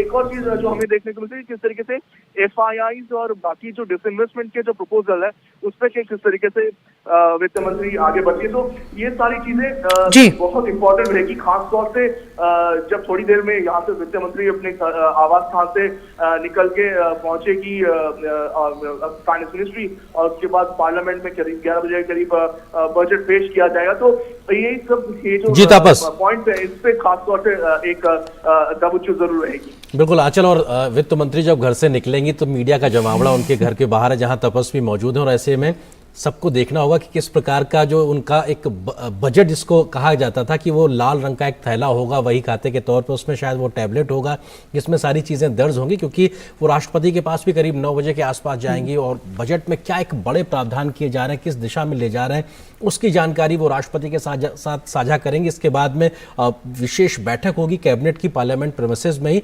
वहां पर भी कहीं ना कहीं बजट का जो अप्रूवल है वो लिया जाएगा कैबिनेट से। उसके बाद में वित्त मंत्री को मौका मिलेगा, 11 बजे वो लोकसभा में बजट को पेश करेंगे। तो निश्चित तौर से ये पूरी एक प्रक्रिया है, इसका एक पालन किया जाएगा। इस दरमियान उनके साथ जो तमाम जो उनके सहयोगी, जिसमें वित्त राज्य मंत्री, क्योंकि 2 लोग वित्त राज्य मंत्री है, पंकज चौधरी भी वित्त राज्य मंत्री, इसके अलावा डॉक्टर कराड़ भी वित्त राज्य मंत्री हैं, वो इसके साथ साथ तमाम महकमे के जो अधिकारी हैं, ये सब लोग वित्त मंत्रालय के बाहर खड़े होकर जब फोटो खिंचाएंगे तो उनके चेहरे की मुस्कान भी कई प्रकार के संकेत देती है कि आखिर बजट किस ओर जाने वाला है। ये भी अपने आप में बहुत महत्वपूर्ण है। और पंकज चौधरी जो कि वित्त राज्य मंत्री, उन्होंने भी मीडिया से बात की, क्या कुछ संकेत या क्या कुछ प्रतिक्रिया उन्होंने दी है, आइए आपको वो भी सुनाते हैं। देश के यशस्वी प्रधानमंत्री जी के नेतृत्व में दुनिया के सर्वश्रेष्ठ ताकतवर महिलाओं में से एक आदरणीय श्रीमती निर्मला सीतारमण जी के नेतृत्व में देश के सभी सेक्टर के लोगों को भावनाओं को ध्यान में रखते हुए एक समावेशी सर्वसमावेशी यानी कि समावेशी बजट, इंक्लूसिव ग्रोथ के साथ वाला बजट। ये तस्वीरें इस वक्त वित्त मंत्री के घर से, और वित्त मंत्री निर्मला सीतारमण जी अपने आवास से बाहर निकलती हूँ। निश्चित तौर से उनका अब ये यहाँ से जो सफर शुरू होगा, राष्ट्रपति भवन, नॉर्थ ब्लॉक जाएंगी, उसके बाद फिर वो पार्लियामेंट, और आज 11 बजे वो बजट पेश करेंगे। और मीडिया का जवाबड़ा आंचल बहुत कुछ बयां कर रहा है। बिल्कुल, और ये एक पूरी कहानी जो हमें लगती है जैसे फिल्म का कोई ट्रेलर लॉन्च होता है, उस फिल्म के ट्रेलर को देखने के लिए बहुत अहम हम देख सकते हैं तमाम मीडिया कर्मी होते हैं, और एक जो उत्सुकता होती है, और हम जानते हैं कि 11 बजे ये उत्सुकता जो है वो खत्म हो जाएगी, लेकिन ये जो पूरा टाइम पीरियड होता है ये अपने आप में बहुत ज्यादा हम कह सकते हैं जोश भरने वाला होता है, एक आम नागरिक के हिसाब से भी, मीडिया कर्मी के हिसाब से भी। मुझे आज भी वो दिन याद आ रहा है बचपन में, जिस तरह से पहले बजट क्योंकि शाम को आया करता था, तो पिताजी जो थे वो जल्दी ऑफिस से आकर कि भाई बजट देखना है, तो कहीं ना कहीं ये जो रोचकता है, ये जो एक उत्साह है, ये शुरू से ही हर एक नागरिक के मन में होता है कि भाई बजट में उसके लिए, नौकरी पेशा के लिए, आम जनता के लिए, महिलाओं के लिए, बुजुर्गों के लिए, शिक्षा के लिहाज से क्या कुछ सामने निकल कर आया। तो तापस, क्योंकि आप वहां पर साक्षी बने हुए हैं इस वक्त, इस पूरे हम कह सकते हैं प्रकरण के, अब इस वक्त निकल चुकी है निर्मला सीतारमण, नॉर्थ ब्लॉक जाएंगी, फिर राष्ट्रपति से मिलेंगी, किस तरह से हम देख पाएंगे जो बॉडी लैंग्वेज होगी, कहाँ वो इशारा करेगी, और कैसे आज के लिहाज से काफी अहम दिन रहेगा, क्योंकि पेपरलेस बजट दूसरी बार पेश करने जाएंगी वित्त मंत्री साहिबा। आंचल, आपने बहुत सही कहा कि ये उनका चौथा बजट है एक तो, और ये दूसरा पेपरलेस बजट है। तो इस वजह से आप ये देख पा रही थी सिर्फ पहले जब ये वित्त मंत्री निकल रही थी तो किस तरीके से मीडिया का जमाव था, और एक तरह से सभी की निगाहें वित्त मंत्री के ऊपर, पूरे देश की निगाहें वित्त मंत्री की, क्या सहूलियतें मिलेगी, क्या कॉमन मैन जो है उनको क्या टैक्स में कोई छूट मिलेगी, क्या टैक्स स्लैब में कुछ चेंजेस आएगा, क्या जो 2 तरीके के जो टैक्सेशन है उसमें कुछ बदलाव आएगा, क्या जो किसान है उनके लिए कोई बदलाव है, उनके लिए पॉलिसी में कुछ और ये तपस इस वक्त ये तस्वीरें भी हम नॉर्थ ब्लॉक से दिखा रहे हैं जहाँ पे, और मिनिस्ट्री ऑफ फाइनेंस उसके कुछ देर पहले के शॉट हैं जब वित्त राज्य मंत्री वहां पे पहुंचे थे और उनके पहुंचने की तस्वीरें। निश्चित तौर से वित्त मंत्री भी अब बमुश्किल आंचल कुछ मिनट में पहुंचने वाली है। ये हलचल निवास स्थान से होती हुई सीधा नॉर्थ ब्लॉक तक पहुंच गई है और ये आज पूरे दिन हम कह सकते हैं कि इस तरह की तस्वीरें हम दिखाते रहेंगे। वित्त मंत्रालय की तस्वीरें हैं, कुछ देर पहले वित्त राज्य मंत्री वहां पर पहुंचे थे। और सबसे अहम बात आरिंदर, हम जानते हैं कि बजट क्योंकि हर क्षेत्र का है, हर किसी का है, तो इसीलिए सबको उम्मीदें। तो तापस, जिस तरह से बात कर रहे थे कि ये जो तस्वीरें हम अभी दिखा रहे हैं कुछ देर पहले की हैं जब वित्त राज्य मंत्री वहां पर पहुंचे थे, इसी तरह की हम देख सकते हैं सुगबुगाहट वहां पर भी नजर आ रही है। और सबसे अहम बात हम अच्छा तपस से ये पूछते क्योंकि वो गाड़ी का काफिला जब निकला तो हम नहीं देख पाए, लेकिन आप वहां मौजूद थे कि आपको झलक देखने को मिली वित्त मंत्री, क्योंकि चेहरे की मुस्कान भी बहुत कुछ बयां कर रही होगी। आपने क्या कुछ देखा तपस? सिर्फ झलक देखने को मिली है आरेंद्र, क्योंकि जिस तरीके से पुलिस का बैरिकेडिंग हो रखा था और जिस तरीके से मीडिया कर्मी, आप जानते हैं जिस तरीके से वो लोग कैमरे में कैप्चर करने के लिए तैयार थे, उस तरीके से सिर्फ एक झलक जरूर देखने को मिली, लेकिन कॉन्फिडेंट थी, लग रहा था कि कॉन्फिडेंट है अपना ये दूसरा पेपरलेस बजट और अपना चौथा बजट देने के लिए। और क्यों ना हो, क्योंकि उन्होंने देखा है किस तरीके से देश को एक जो पैंडेमिक के समय जिस तरीके से सब कह रहे थे कि शायद अर्थव्यवस्था चरमरा जाएगी, उस समय वो खड़ी हुई एज अ स्ट्रॉन्ग लेडी। और हमने देखा किस तरीके से प्री पैंडेमिक जो पहले की जो इकोनॉमिक रिकवरी है वो हमने हासिल कर ली और अब हम जाना चाह रहे हैं 5 ट्रिलियन इकोनॉमी बनने की कगार पे। तो ये दर्शाता है कि एक सोच की जा रही है, एक विजन दिया जा रहा है और प्राइम मिनिस्टर नरेंद्र मोदी के नेतृत्व में जो पूरी सरकार एक तरह से इकोनॉमिक स्ट्रॉन्ग करने की जो प्रयास कर रही है वो बहुत ही अहम है। तो ये अपने आप में दर्शाता है कि सरकार अब रिकवरी मोड से निकल के अब एक अलग दिशा में जाने की तैयारी है। थर्ड लार्जेस्ट इकोनॉमी है एशिया की, अब फर्स्ट लार्जेस्ट इकोनॉमी एशिया की बनना है और वर्ल्ड लार्जेस्ट इकोनॉमी बनने का एक जो ख्वाब है वो जल्द शायद पूरा हो जाए। बिल्कुल, और लगातार हम देख रहे हैं जो टीकाकरण अभियान है, वैक्सीनेशन ड्राइव है, जिसका जिक्र आर्थिक सर्वे में भी किया गया कि किस तरह से उसने आर्थिक प्रगति को बल दिया है। आप बने रहिए तापस हमारे साथ मेघना भी जुड़ गई हैं नॉर्थ ब्लॉक से। मेघना, कहते हैं कि चाहे घर का बजट है चाहे देश का बजट है, इसे एक महिला बहुत बेहतर तरीके से समझ सकती है, क्योंकि वो कैसे घर, परिवार और साथ ही साथ बजट पे सामंजस्य बिठाती है। ये हम कह सकते हैं एक कला है जो एक महिला के पास होती है। तो हम ये देख सकते हैं कि आज जब वित्त मंत्री साहिबा अपना बजट पेश करेंगी तो इस कला की बानगी भी हम देखेंगे, उसकी भी झलक और हम कह सकते हैं कहीं ना कहीं उसकी छाप भी इस बजट पर नजर आएगी। बिल्कुल आंचल, देखिए मैं अभी नॉर्थ ब्लॉक पर हूँ और मिनिस्ट्री ऑफ फाइनेंस मैं दिखा सकती हूँ, यहाँ पर मीडिया पर्सन्स का जो है तांता लगा हुआ है। वो आइकॉनिक जो पिक्चर्स हमें मिलते हैं, विजुअल्स मिलते हैं, जो फाइनेंस मिनिस्टर जब मिनिस्ट्री ऑफ फाइनेंस के अंदर जाती हैं, वो वाले जो विजुअल्स हैं उसके लिए काफ़ी देर से यहाँ पर लोग वेट कर रहे हैं और अभी कुछ ही देर में एक्सपेक्ट किया जा सकता है कि फाइनेंस मिनिस्टर यहाँ पर आएंगे। और सबसे इम्पोर्टेंट बात यह है कि जिस तरीके से कुछ फैक्टर्स को ध्यान में रखकर एक बेहतर और पॉजिटिव प्रोजेक्शन किया गया है, एक तरीके से देखा जाए इकोनॉमिक सर्वे में भी, कि जिस तरीके से जो वैक्सीनेशन ड्राइव है वो चल रही है वो बहुत इंपॉर्टेंट है। और इसमें से काफ़ी कुछ वैक्सीनेशन ड्राइव पर डिपेंड करेगा कि वैक्सीनेशन ड्राइव अगर अच्छे से चलती है तो जो एक तरीके का जो पोस्ट पैंडेमिक रिवाइवल कह सकते हैं जिसको, अभी कुछ गाड़ियां देखिए यहाँ पर आ रही हैं, हम अपने विजुअल्स में आपको दिखा सकते हैं। और एक्सपेक्ट किया जा रहा है कि यहाँ पर जल्द से जल्द हमें वो विजुअल्स मिलेंगे जहाँ पर फाइनेंस मिनिस्टर यहाँ दिखेंगी। अपने जो आइकॉनिक विजुअल्स होते हैं वो और ये सीधी तस्वीरें हम दिखा सकते हैं। मेघना, आपको रोकना चाहेंगे, सीधी तस्वीरें वित्त मंत्रालय से जहां निर्मला सीतारमण इस वक्त पहुंच चुकी हैं और अपने घर से, अपने आवास से निकली थी और वित्त मंत्रालय निर्मला सीतारमण इस वक्त पहुंच चुकी है। ये वो तस्वीरें सीधे आप देख सकते हैं डीडी न्यूज पर।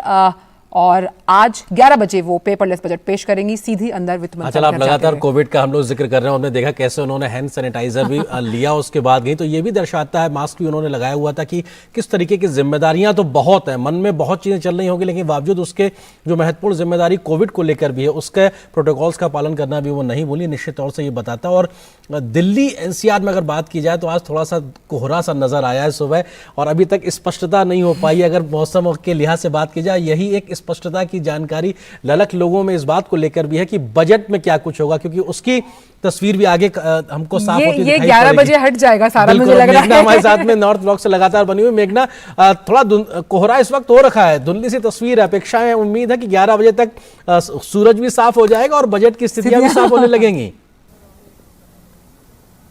मेघना, बिल्कुल, देखिए जिस तरीके से कह सकते हैं कि हम जिस तरीके से कह रहे थे कि जो कोहरा है, काफ़ी ज़्यादा कोहरा सुबह से नज़र आ रहा है। हालांकि पिछले 1-2 दिनों से काफ़ी अच्छे सूर्य के दर्शन हो रहे हैं, लेकिन अभी फिलहाल कोहरा है। लेकिन अभी ये उम्मीद की जा सकती है कि जब तक बजट पेश होगा तो जहां जो बजट पर भी जो अटकलें लगाई जा रही हैं वो भी साफ होंगी, स्पष्ट होंगी, और वहीं कोहरा भी है वो भी छट जाएगा।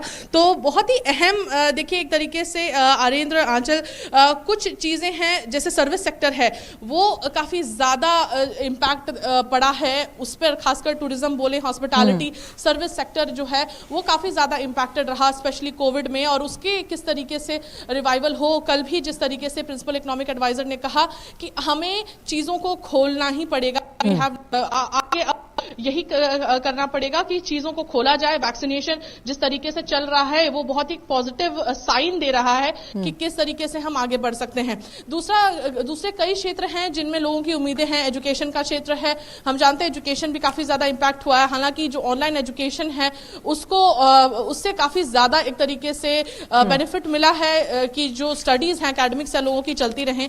उसके अलावा भी काफ़ी सारे ऐसे सेक्टर्स हैं जिनमें लोगों की एक्सपेक्टेशंस हर साल की तरह इस साल भी हैं, और चूंकि इस बार हम बेहतर रिवाइवल की बात कर रहे हैं और एक पॉजिटिव प्रेडिक्शंस की ओर बढ़ना चाह रहे हैं, तो इसमें बेशक बहुत इंपॉर्टेंट रहेगा कि किन सेक्टर्स को किस तरह का एलोकेशन मिलता है, डिजिटल पेनिट्रेशन को किस तरीके से बूस्ट मिलता है, रिन्यूएबल एनर्जी के सेक्टर को किस तरीके से बूस्ट मिलता है, या फिर मैन्युफैक्चरिंग इन इंडिया के लिए क्या किस तरीके से उसको बूस्ट दिया जाता है। बहुत सारे ऐसे क्षेत्र हैं जिसमें लोग खासकर इंटरेस्टेड हैं। बिल्कुल, जैसे वैक्सीनेशन की बूस्टर डोज की हम बात करें, अर्थव्यवस्था कैसे बूस्टर डोज दे पाएगी इन तमाम क्षेत्रों में, कैसे जान फूकेंगी, उस पर रहेगी हमारी खास नजर। मेघना, आप हमारे साथ बनी रही है, हम लगातार आपसे आगे भी इस पूरा खास चर्चा में अपडेट्स लेते रहेंगे। लेकिन लगातार हमारे साथ 2 मेहमान भी जुड़े हुए हैं, वापस उनका रुख कर लेते हैं। हमारे साथ एनसी महेश्वरी साहब जुड़े हुए हैं, साथ ही साथ जयंत कृष्णा साहब जुड़े हुए हैं। महेश्वरी साहब, सबसे पहले बात यह कि अगर हम मार्केट्स की बात करें, यानी कि शेयर बाजार की बात करें, तो क्या मार्केट्स इस बजट को डिस्काउंट कर चुकी है, क्योंकि हम जानते हैं कि आगे चुनाव भी आने वाले हैं, और सबसे अहम बात यह है कि किस तरह की उम्मीद शेयर बाजार लगाकर बैठा है। हम जानते हैं कई तरह के IPOs आए हैं, आगे आने वाले समय में मार्केट का क्या रुझान रहेगा? देखिए इस साल करीब 90,000 करोड़ का हमने कलेक्शन किया है IPO से, जो कि एक बहुत बड़ी ऑल टाइम रिकॉर्ड है, और मुझे लगता है ये जो सिस्टम है आगे भी बना रहेगा, और इसको मेंटेन करने के लिए, इस टेम्पो को मेंटेन करने के लिए सरकार को कम से कम कोई टिकरिंग नहीं करनी है, कोई ऐसा नहीं करना जैसे मार्केट में रूमर्स आ गई कि शायद टैक्स बढ़ जाएगा, STT में इजाफा हो जाएगा, या लॉन्ग टर्म शॉर्ट टर्म का डिफरेंशिएशन कम कर देंगे। मुझे लगता है इस समय काफी वेल सेटल्ड स्टॉक मार्केट चल रही है, और ये समय कोई ज्यादा रूम नहीं है कि हम उसे छेड़ाछाड़ी करें। As a matter of fact, जो कॉस्ट ऑफ ट्रांजेक्शन है, जो कॉस्ट ऑफ कंप्लायंस है, अगर हम CKYC की बात करें, KYC की बात करें, अगर हम पिछले 1 साल की बात करें, तो कंटिन्यूअसली FFI सेलिंग कर रही है। तो FFI को काउंटर बैलेंस करने के लिए ऑफकोर्स हमारे जो डोमेस्टिक म्यूचुअल फंड है और SIP है, उसने बहुत अच्छा काम किया है, लेकिन फिर भी शायद अगर हम कुछ EKYC में जो बाहर का FPI रजिस्ट्रेशन का प्रोसेस है, काफी FFIs ने और NRIs ने इस बात के ऊपर काफी रिप्रेजेंटेशन भेजा है कि शायद कुछ हमें रिलीफ मिल जाए। जो पेपर वर्क है, और जो हम बार बार E-गवर्नेंस की बात करते हैं और पेपर वर्क को रिड्यूस करने की बात कर रहे हैं, शायद उसमें कुछ बेटर चांस मिलने की बात हो जाए। सेकेंडली, जो नॉन फीस बात है, जो कंप्लायंस की बात है, अगर आपने कल इकोनॉमिक रिफॉर्म्स का मेन मुद्दे पे ध्यान दिया, वो है सर्विस सेक्टर में काफी ज्यादा राधा जो उससे आशा थी, हमेशा 20 से 25% इजाफा देखने को मिलता था। अगर हम पिछले साल के 8% प्रोटेक्शन के अगेंस्ट हम 8 साल का इजाफा देखें, तो प्रैक्टिकली 2 साल में सर्विस सेक्टर 0 रहा। उसको बढ़ाने के लिए कंप्लायंस को कम करना और प्रोडक्टिविटी को बढ़ाना आई थिंक तीन फैक्टर है, और इसको बढ़ाने के लिए मुझे लगता है E governance is the only route. हमें ज्यादा छूट देनी पड़ेगी, लोगों पे जो ट्रस्ट डेफिसिट है डिफरेंट सेक्टर्स पे उसको रिमूव करना पड़ेगा। How we are going to address the trust deficit, आप चाहे एग्री की बात करें, चाहे मार्केट विपणन की बात करें, मार्केट की जो प्रोडक्ट्स हैं उनको कैसे डिस्ट्रीब्यूट करना है, यूनिफॉर्म मार्केट कैसे करनी है, ये जो 2-3 साल से जो कंटिन्यूअसली लार्ज स्केल, अगर हम माइक्रो की बात ना करके मैक्रो इकोनॉमिक्स पे आए, तो जो डिस्ट्रीब्यूशन सिस्टम है उसमें भी हम कोई 2-3 साल में कोई खास चीज नहीं कर पाए, मेनली बिकॉज ऑफ कोविड। लेकिन अब टाइम आ गया है कि हमें डिस्ट्रीब्यूशन सिस्टम पर को भी एड्रेस करना पड़ेगा, हमें कंप्लायंसेस कम करनी पड़ेगी, हमें प्रोडक्टिविटी को ज्यादा बढ़ाना पड़ेगा। ठीक है, जयंत कृष्णा जी भी हमारे साथ में बने हो। जयंत जी, आपको लगता है कि हमने देखा जो इकोनॉमिक सर्वे में प्रोजेक्शंस थे कि अगले साल 8.5% तक की एक ग्रोथ हो सकती है, उसमें एक बड़ा सहयोग एग्रीकल्चर सेक्टर का साफ तौर पे दिखाई पड़ रहा है, क्योंकि उसमें भी 3.9 तक का जो प्रोजेक्शन दिया गया है लगभग 4% के आसपास पहुंचती दिखाई पड़ रही है। ये एक सेक्टर के लिहाज से किस तरीके से ग्रोथ हमारी अर्थव्यवस्था को मजबूती देगी, और एग्रीकल्चर को लेकर बजट में किस प्रकार के एक ढांचागत व्यवस्थाएं और प्रावधान हो सकते हैं? देखिए, एग्रीकल्चर में जाहिर सी बात है कि हमारी कंट्री का करीब 16-17% जो जीडीपी का है वो एग्रीकल्चर और एलाइड एरिया से आता है, और करीब 40-45% लोग रोकना चाहूंगी जयंत जी आपको। हम बजट ब्रेकिंग आपको बता दें, 10:15 बजे केंद्रीय मंत्रिमंडल की बैठक होगी और 9 बजे वित्त मंत्री निर्मला सीतारमण जो है वो राष्ट्रपति से मुलाकात करेंगी। ये बजट ब्रेकिंग हम आप तक पहुंचा रहे हैं। 9 बजे वित्त मंत्री निर्मला सीतारमण राष्ट्रपति से मुलाकात करेंगे। अभी हाल ही में आपने देखा कि वो कैसे नॉर्थ ब्लॉक पहुंची अपने आवास से निकलकर, और 10:15 बजे केंद्रीय मंत्रिमंडल की बैठक होगी। बिल्कुल, हमारे साथ में जयंत जी लगातार बने हुए। जयंत जी, आप अपनी बात को प्लीज पूरा करें। हाँ, तो वो एग्रीकल्चर जो है वो हमारे करीब 16% जीडीपी का कंट्रीब्यूट करता है, और उसमें मुझे लगता है कि कुछ फर्टिलाइजर सब्सिडी और इस तरह की चीजों को, कुछ रूरल डेवलपमेंट पे फोकस होने की उम्मीद है। मनरेगा जो कि एम्प्लॉयमेंट के लिए एक रूरल एम्प्लॉयमेंट गारंटी स्कीम है, उसका एलोकेशन बढ़ने की उम्मीद है। लेकिन फंडामेंटली मुझे लगता है कि जो भारत है वो इस समय बहुत दुनिया की जो देश है और बड़ी बड़ी कंपनियां हैं वो अपनी मैन्युफैक्चरिंग वैल्यू चेन को रीलोकेट करके पार्टली डेस्टिनेशंस को खोज रही हैं, चाइना के अलावा जियोपॉलिटिकल की वजह से, और नए इन्वेस्टमेंट्स के लिए। तो उसमें भारत अग्रणी नंबर पर है, लेकिन हमें और करना है इन्वेस्टमेंट्स को अट्रैक्ट करने के लिए। छोटे छोटे जो मुल्क हैं जैसे वियतनाम, इंडोनेशिया, कंबोडिया, बांग्लादेश, इन्होंने काम किया है, लेकिन इनकी अपनी सीमाएं हैं, ये बहुत ज्यादा नहीं कर सकते बिकॉज ये सब छोटे मुल्क हैं। तो भारत को जो ईज ऑफ डूइंग बिजनेस है उसमें एक बहुत बड़ा इंप्रूवमेंट की जरूरत है। हमारा ई गवर्नेंस से जो ऑनलाइन अप्रूवल्स हुए हैं या इंप्रूवमेंट्स में, उसमें जरूर फायदा हुआ है, और लेकिन अभी भी जो ह्यूमन इंटरफेस है इंडस्ट्री का गवर्नमेंट से, उसमें उतना इंप्रूवमेंट नहीं हुआ जितनी अपेक्षा थी। और मुझे लगता है कि भारत को लक्ष्य अपना साधना चाहिए कि हम ईज ऑफ डूइंग बिजनेस में जो 63rd रैंक है भारत की, वो टॉप 10 रैंक्स में आए। ये बहुत इंपॉर्टेंट है अपने आप में। लैंड एक्विजिशन एक्ट को रिकंसिडर कर सकते हैं बिकॉज लैंड जरा एक्सपेंसिव हो गई है और प्रोसेस भी कम्बरसम हो गई है। लॉज में बोथ फेडरल लेवल पे और राज्य स्तर पे उसमें सुधार की जरूरत है। तो ये सब चीजें अपने आप में बहुत जरूरत है। जो हमारे कॉन्ट्रैक्चुअल डिस्प्यूट्स होती हैं बिजनेसेस की, उनको सॉल्व करने में बहुत टाइम लगता है, क्योंकि हमारे पास कोर्ट्स जो हैं उनमें या तो क्षमता का कुछ अभाव है या समय का अभाव है या दोनों का, जिसकी वजह से वो बहुत टाइम लगता है। तो ये मैकेनिज्म को थोड़ा फास्टर करना बहुत जरूरी है। और ऑल्सो जो मुझे लगता है कि एक हमारा जो ट्रेड टू जीडीपी रेशो है, जो मतलब इंपोर्ट और एक्सपोर्ट का जोड़ के टोटल और उसको डिवाइड करें जीडीपी से, वो हमारा करीब 37-38% हो गया है, जो एक टाइम पे 2011-12 में 6% हुआ करता था। इसमें हमें इंपोर्ट ड्यूटी पे को दोबारा देखना पड़ेगा, और कुछ बड़े बड़े मुल्कों से ट्रेड डील्स करनी पड़ेंगी, अमेरिका, यूरोपियन यूनियन, यूके, इन सब कंट्रीज से। ये हम करेंगे तो मुझे लगता है कि भारत को जो एक अट्रैक्टिव डेस्टिनेशन है इन्वेस्टमेंट के लिए, उस पोजीशन को, उस पोस्चरिंग में और इम्प्रूवमेंट होगा। जैसा पीएलआई से बहुत फायदा हुआ, इसी तरह से पीएलआई ज्यादा टेक्नोलॉजी इंटेंसिव सेक्टर के लिए है, लेकिन technology intensive, labour intensive sector के लिए भी हमें बहुत सोचने की जरूरत है। जैसे कि अपैरल हो गया, कपड़ों की बाजार हो गया, मार्केट हो गया, इंडस्ट्री हो गई, या चमड़े का लेदर है, उन सब सेक्टर्स में भी बहुत सोचने की जरूरत है। जी जयंत जी, क्योंकि आपने एमएसएमई, आपने मैन्युफैक्चरिंग सेक्टर की बात की, तो ऐसे में हमने देखा कि इन सेक्टर्स में जब हमने एक डिप देखा कोविड के दौरान, तो हमने सरकार की तवज्जो देखी, पीएलआई स्कीम्स के द्वारा कुछ सेक्टर्स को उठाने की कोशिश की गई। इस बार क्या हम उम्मीद कर सकते हैं टेक्सटाइल को उसमें जोड़ा जाएगा, और साथ ही किस तरह से और इंसेंटिवाइज करने के लिए क्या इसमें आवंटन बढ़ाया जा सकता है?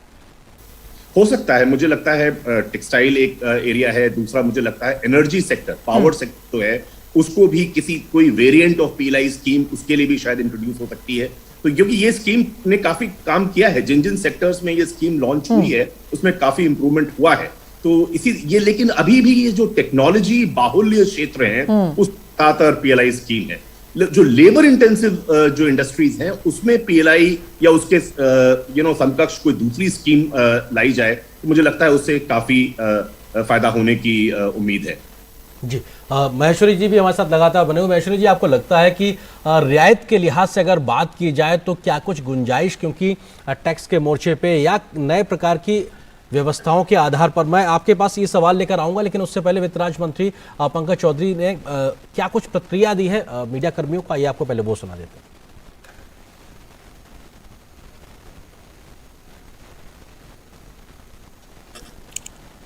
हम ये के यशस्वी प्रधानमंत्री जी के नेतृत्व में दुनिया के सर्वश्रेष्ठ ताकतवर महिलाओं में से एक आदरणीय श्रीमती निर्मला सीतारमण जी के नेतृत्व में देश के सभी सेक्टर के लोगों को, भावनाओं को ध्यान में रखते हुए एक सर्वसमावेशी बजट आने वाला है, जिससे निश्चित तौर से देश के लोगों का कल्याण होगा और देश भी आगे बढ़ेगा।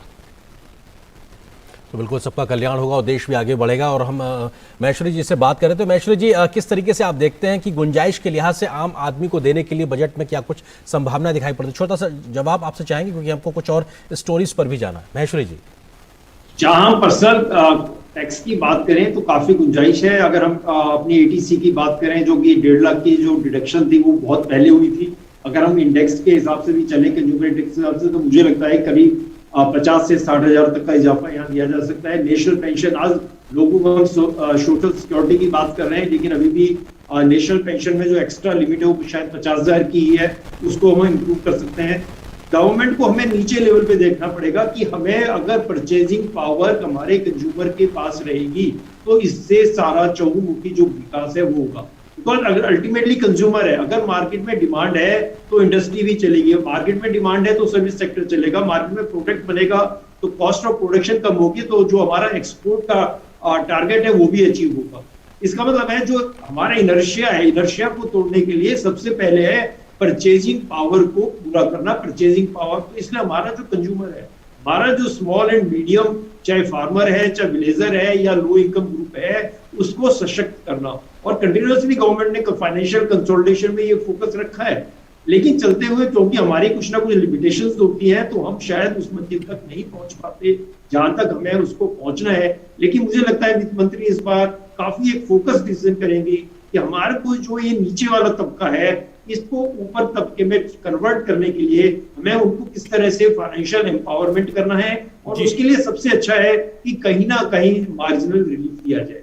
हम अब जीएसटी की बात करें, जो 20 लाख की लिमिट बनी थी, एग्जेम्पशन दी थी, वो आज से 7 साल के करीब पहले बनी थी। अगर कंज्यूमर इंडेक्स के हिसाब से भी चले तो शायद वो 20 से अगर हम 25 या 30 कर दें।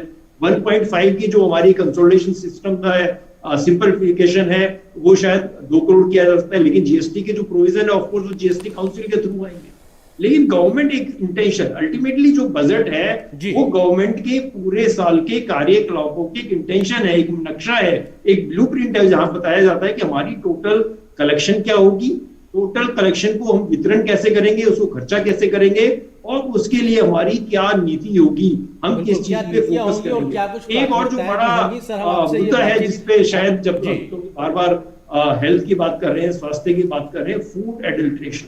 मुझे लगता है लास्ट जो एक्ट बना था फूड एडल्ट्रेशन एक्ट, वो 1954 का एक्ट है जो आज चल रहा है। उसके करते हुए हमारा पैकिंग मैकेनिज्म चेंज हो गया है, प्रोडक्ट चेंज हो गए हैं। उस समय लोग दुकानों पे काम करते थे, आज ब्रांडेड बिक रहे हैं। ऐसा ही ऑफ कोर्स एक इंस्टीट्यूशन बन गई है, पर वो कितनी उसमें टीथ है वो आप सब लोगों को पता ही है। मुझे लगता है फूड एंड एडमिनिस्ट्रेशन एक बड़ा मुद्दा है जो कि पिछले 5-6 साल से भाषण में दिखाई पड़ेगा, देश का लेखा जोखा दिखाई पड़ेगा। आपसे हम ये बातचीत जारी रखेंगे, फिलहाल एक छोटे से ब्रेक के लिए रुकते हैं, बहुत जल्द हाजिर होते हैं। हम इस विषय पर लगातार बने क्योंकि आज देश का बजट आ रहा है, साल 2022 का बजट अपने आप में क्या कुछ खास लेकर आएगा, उस पर हमारी नजर लगातार बनी हुई है।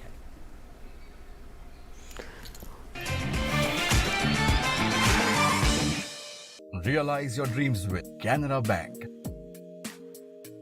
at low and attractive interest rate. Reach us at your convenience. Canara Bank.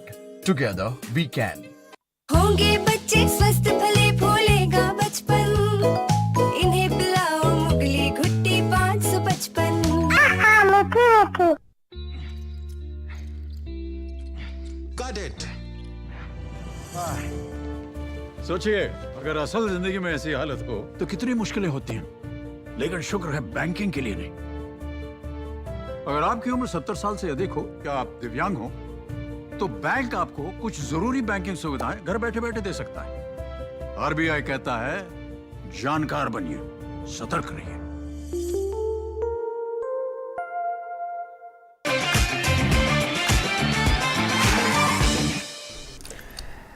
तो ब्रेक के बाद आप सभी का स्वागत है हमारी खास पेशकश में। बजट 2022 तो किस तरह से निवेश बढ़ाने के साथ साथ रिफॉर्म पर जोर रहेगा, इंडस्ट्री को बूस्टर डोज मिलेगा, ये देखने वाली बात होगी 11 बजे बजट में। लेकिन अगर हम शिक्षा और कौशल विकास की बात करें तो केंद्र सरकार की प्राथमिकताओं में ये सबसे ऊपर है। शिक्षा क्षेत्र के लिए शुरू की गई जो योजनाएं हैं वो समग्र शिक्षा की अगर बात की जाए तो वो बेहद महत्वपूर्ण स्कीम है जिसका मकसद सभी तक गुणवत्तापूर्ण शिक्षा मुहैया कराना है। इसका लाभ देश के 15 करोड़ से जो अधिक स्कूली छात्र हैं उनको मिल रहा है। युवाओं के कौशल विकास के लिए सरकार ने 2015 में प्रधानमंत्री कौशल विकास योजना की शुरुआत की जो देश में प्रशिक्षित युवाओं की फौज तैयार करने में मददगार साबित हो रही है। देखते हैं हमारी ये खास रिपोर्ट। समग्र शिक्षा स्कूली शिक्षा के लिए एक व्यापक कार्यक्रम है जिसमें प्री स्कूल से लेकर 12वीं कक्षा तक की शिक्षा को समाहित किया गया है। इसका मकसद स्कूली शिक्षा के सभी स्तरों पर समावेशी और समान गुणवत्ता वाली शिक्षा सुनिश्चित करना है। राज्य और केंद्र सरकार के समन्वय से पूरे देश में गुणवत्तापूर्ण शिक्षा के सार्वभौमिकरण के लिए 2018-19 से समग्र शिक्षा की शुरुआत हुई। इस योजना के प्रमुख उद्देश्यों में गुणवत्तापूर्ण शिक्षा मुहैया कराने के साथ ही छात्रों के लर्निंग आउटकम को बढ़ाना, स्कूलों की बुनियादी सुविधाओं में सुधार लाना, सामाजिक और लैंगिक असमानता को दूर करना, व्यावसायिक शिक्षा को बढ़ावा देना और स्कूली शिक्षा के सभी स्तरों पर समानता सुनिश्चित करना है। केंद्रीय कैबिनेट ने पिछले साल अगस्त में समग्र शिक्षा स्कीम को 2021-22 से 2025-26 यानी 5 साल के लिए बढ़ाने का महत्वपूर्ण निर्णय लिया। इन 5 साल के दौरान योजना पर कुल 2,94,283 करोड़ का खर्च आएगा, जिसमें केंद्र सरकार का हिस्सा करीब 1,85,398 करोड़ होगा। इसका फायदा प्री प्राइमरी से सीनियर सेकेंडरी स्तर के 11,68,000 स्कूलों, 15 करोड़ से अधिक छात्रों और 57 लाख शिक्षकों को होगा। प्रधानमंत्री नरेंद्र मोदी के नेतृत्व में केंद्र सरकार युवाओं के कौशल विकास पर खासा ध्यान दे रही है। इस दिशा में कई योजनाओं की शुरुआत की गई है, जिनमें सबसे प्रमुख है प्रधानमंत्री कौशल विकास योजना। कौशल भारत कुशल भारत के मिशन के साथ जुलाई 2015 में इस योजना की शुरुआत की गई।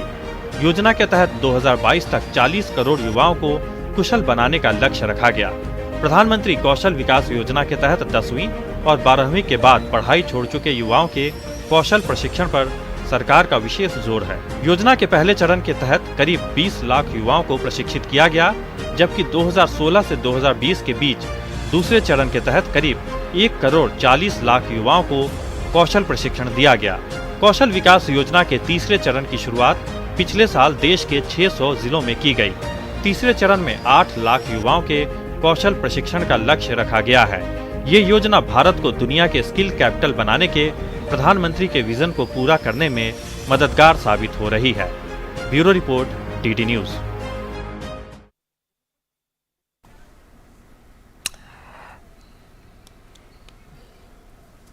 तो निवेश से रिफॉर्म तक, इंडस्ट्री के बूस्टर डोज की अगर बात की जाए तो परफॉर्म तक, और अगर टैक्स रिजीम की बात की जाए तो उसे ट्रांसफॉर्म तक, ये तमाम चीज़ें हम देख पाएंगे आज के बजट में। और किस तरह से इस बजट में आम आदमी के लिए क्या कुछ निकल कर आता है, इस पर बहुत नज़र रहती है। मुझे आज भी याद है आरिंद्र की बजट मतलब सीधा हम ये देखते थे क्या महंगा हुआ क्या सस्ता हुआ। सैलरीड जो एम्प्लॉय है, यानी कि जो सैलरी पेशा लोग हैं, उनको लगता था कि भाई कितना उनकी जेब में रहेगा आगे खर्च करने की, जिसके जिक्र आपने भी किया और तमाम जो मेहमान थे वो भी कह रहे थे कि जेब में जब कुछ होगा तो हम उसे खर्च कर पाएंगे और कंजम्पशन जो है, जो कंजम्पशन साइकिल है, वो इस तरह से आगे बढ़ पाएगी। बिल्कुल, एक ब्रेक के लिए लगातार हमको कमांड आ रहा, तो एक ब्रेक के लिए रुकते हैं, बहुत जल्द हाजिर होते हैं।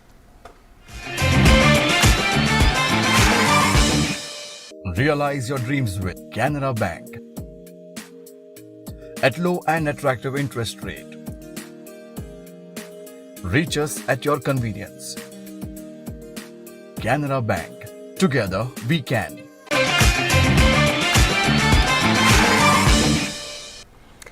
और ब्रेक के बाद आप सभी का स्वागत है। आप देख रहे हैं हमारी खास पेशकश बजट 2022। और अभी अब से कुछ ही देर में जो वित्त मंत्री हैं, हमने देखा था कि वो पहुंच गई थी नॉर्थ ब्लॉक, और 9 बजे के आसपास का कार्यक्रम रखा हुआ है जब वो राष्ट्रपति से मिलेंगी, और 11 बजे देश का पेपरलेस बजट जो है वो दूसरा बजट पेपरलेस बजट पेश करने जाएंगी केंद्र सरकार का।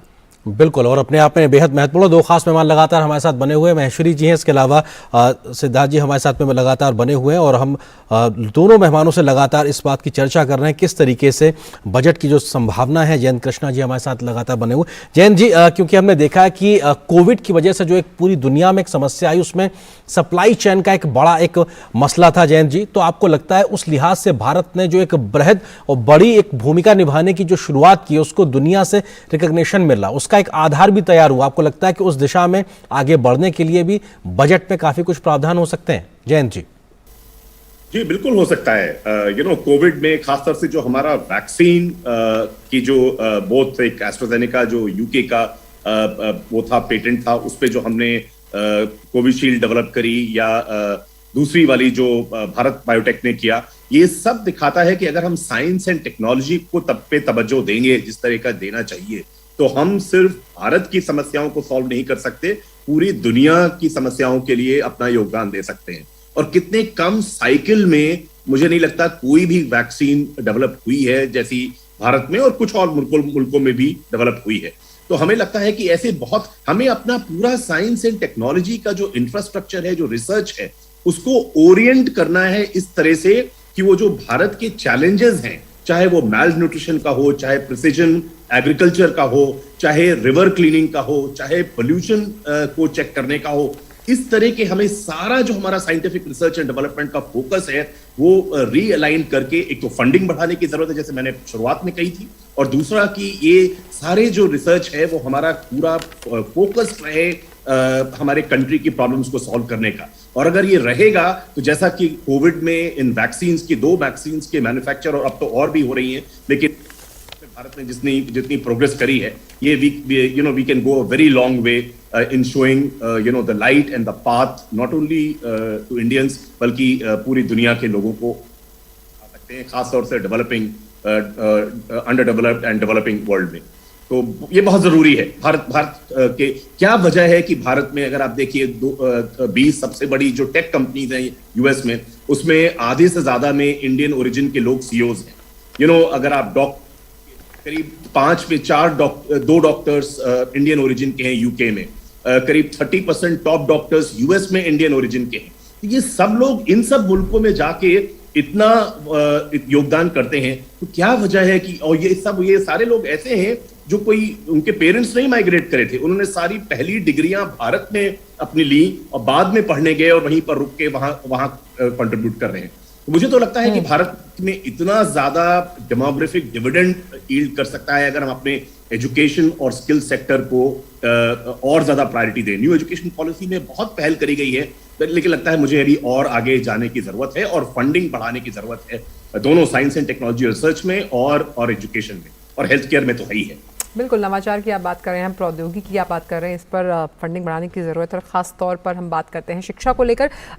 लेकिन कोविड की अगर बात की जाए महेश्वरी साहब, तो बहुत कुछ कोविड ने चेंज किया। आम जिंदगी की अगर बात की जाए तो तमाम व्यवहारीकरण की हम बात करें वर्किंग कल्चर को बिल्कुल बदल कर रख दिया। वर्क फ्रॉम होम की हम लगातार बात करें और उम्मीद की जा रही है कि भाई वर्क फ्रॉम होम अगर है तो इसमें किस तरह से रियायत दी जा सकती है टैक्स को लेकर, वो भी इस बार जो सब है उनकी निगाहें इस पर रहेंगी। मैं अगर जैन जी की बात को ही आगे लेके चलूं, आई थिंक 3 बड़े इंपॉर्टेंट क्वेश्चन है जो स्टॉक मार्केट के व्यू पॉइंट से अगर हम देखें और जो कोविड का इफेक्ट आया। सबसे पहले अगर हम ऑटोमोबाइल्स की बात देखें, automobiles India was used to be hub, लेकिन पिछले 2 साल में अगर ऑटोमोबाइल सेक्टर से रिकवरी देखी जाए, कोई स्टॉक मार्केट में कंट्रीब्यूशन देखा जाए तो ऑलमोस्ट नील रिटर्न दी है।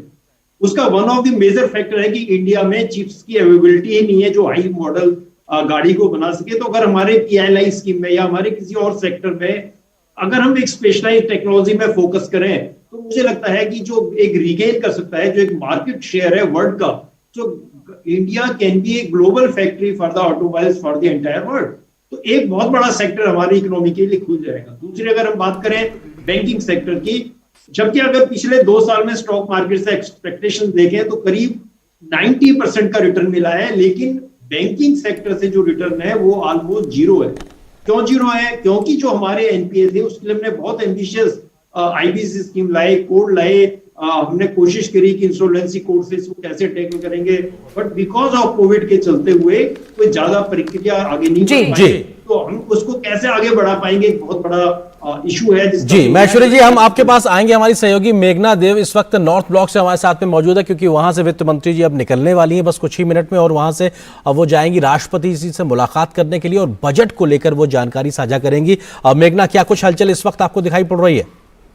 बिल्कुल, अभी जैसे हम जानते हैं अरेंद्र, हमने तस्वीरें दिखाई थी कुछ ही देर पहले, वित्त मंत्री निर्मला सीतारमण यहाँ वित्त मंत्रालय पहुंची थी। नॉर्थ ब्लॉक स्थित वित्त मंत्रालय का जो दफ्तर है वहां पहुंची थी। अब कुछ ही क्षणों में एनी मोमेंट वो यहाँ से निकल सकती हैं। हम तस्वीरों में दिखा सकते हैं कि वो निकल रही हैं अभी वित्त मंत्रालय से और उसके बाद राष्ट्रपति से मिलने जाएंगी।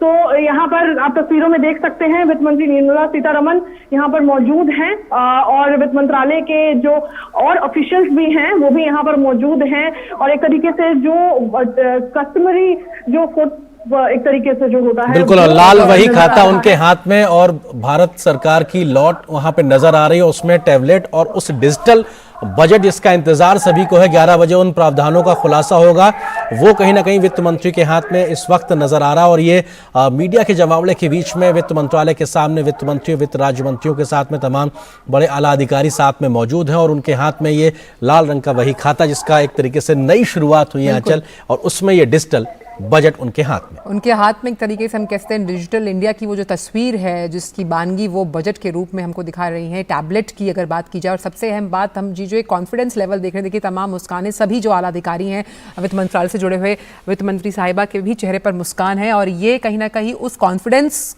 हर एक भारतीय में वो कॉन्फिडेंस का बूस्टर डोज देता है कि भाई 11 बजे बहुत प्रगतिशील बजट जिसकी उम्मीद लगातार लोग कर रहे हैं। और ये वो टैबलेट है जिसमें वो गोपनीय बजट इस वक्त है और 11 बजे बजट को पेश किया जाएगा। और बॉडी लैंग्वेज देखिए आप कितनी पॉजिटिव और कितनी सकारात्मक है, हम देख सकते हैं, क्योंकि एक लंबी प्रक्रिया गुजारने के बाद बजट की तैयारी की जाती है और बजट को तैयार किया गया तमाम कोविड-19 के प्रोटोकॉल्स को ध्यान में रखते हुए। और यहाँ से वो अपनी गाड़ी में जब बैठेंगी तो फिर मिलेंगी राष्ट्रपति से। आपने ये सीधी तस्वीरें आप देख रहे हैं नॉर्थ ब्लॉक से, जहाँ पर वित्त मंत्री साहिबा गाड़ी में बैठती हुई और इसके बाद वो जाएंगी राष्ट्रपति और राष्ट्रपति से उनकी मुलाकात होगी और 11 बजे वो बजट को पेश करेंगी। पेपरलेस बजट, दूसरा बजट वित्त मंत्री निर्मला सीतारमण का। बिल्कुल, जिस बात का जिक्र हम लोग लगातार कर रहे हैं, वैसे तो ये साल भर की एक पूरी प्रक्रिया होती है, लेकिन बीते लगभग 6 महीने बेहद महत्वपूर्ण होते हैं वित्त मंत्री, वित्त मंत्रालय के लिए, क्योंकि बड़ी बैठकों का दौर चलता है, तमाम फीडबैक लिए जाते हैं, स्थितियां परिस्थितियों का आकलन किया जाता है, भविष्य की चुनौतियों का किस तरीके से हमको सामना करना, उसके प्रोजेक्शंस लिए जाते हैं, उसके बाद में तैयारी होती है। तो निश्चित तौर से अगर एक बड़ी तैयारी के बाद में एग्जाम के लिहाज से बात की जाए तो एक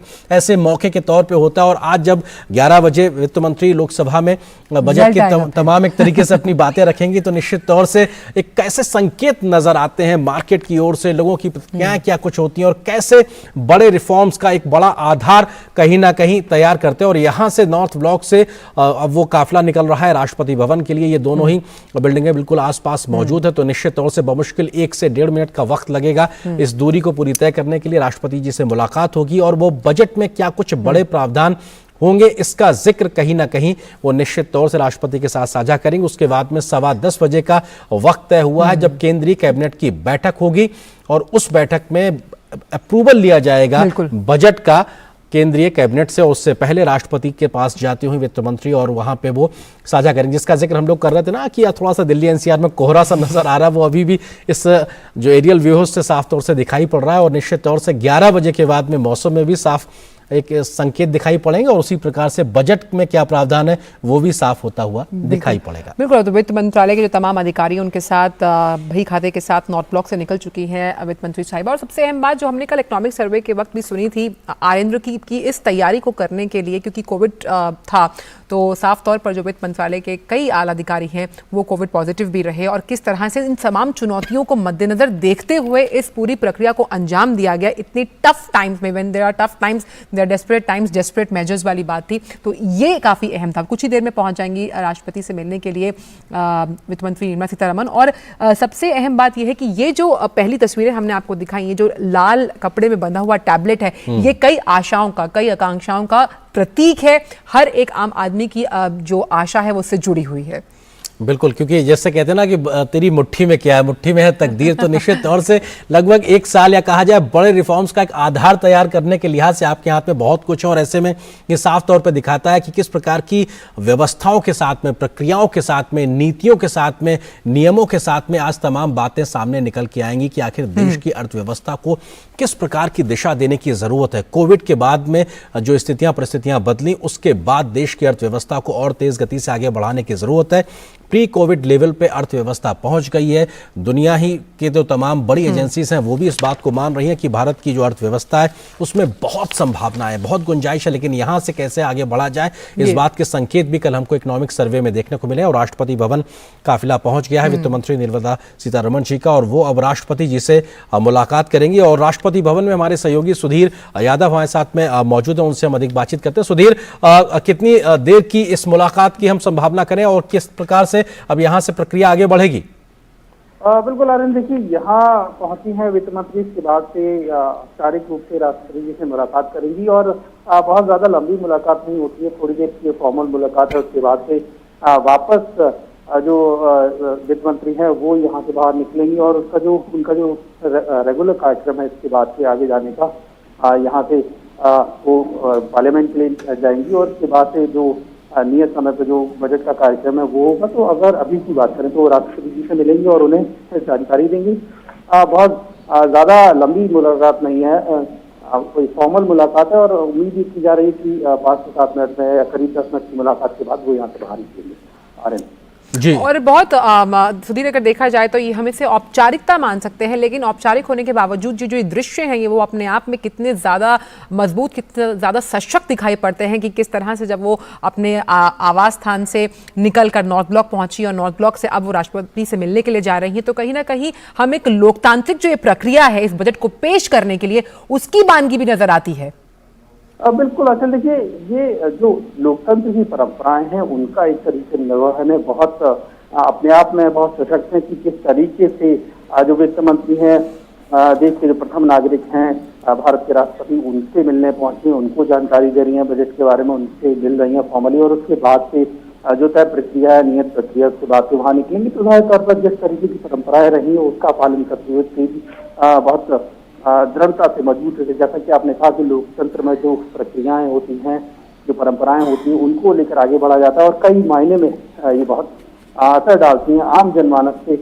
जिस तरीके से संदेश जाता है कि भारत एक सशक्त राष्ट्र है, लगातार अपनी परंपराओं का निर्वहन करते हुए आगे बढ़ रहा है, तो ये कई मायने में खास है और इसी प्रक्रिया को आगे बढ़ते हुए पूरा किया जा रहा है। सुधीर, हमने देखा कल जब राष्ट्रपति का अभिभाषण हुआ तो उन्होंने कहा कि मेरी सरकार, तो निश्चित तौर से राष्ट्रपति की ये सरकार होती है और ऐसे में उनको जानकारी साझा करने की कहीं ना कहीं बात होती है। ये सिलसिला लगातार जारी रहेगा और हमारे साथ में ये बजट को लेकर जो विशेष पेशकश है ये लगातार जारी रहेगी। फिलहाल मुझे और मेरी सहयोगी आंचल को दीजिए इजाजत, लेकिन ये सिलसिला लगातार जारी है।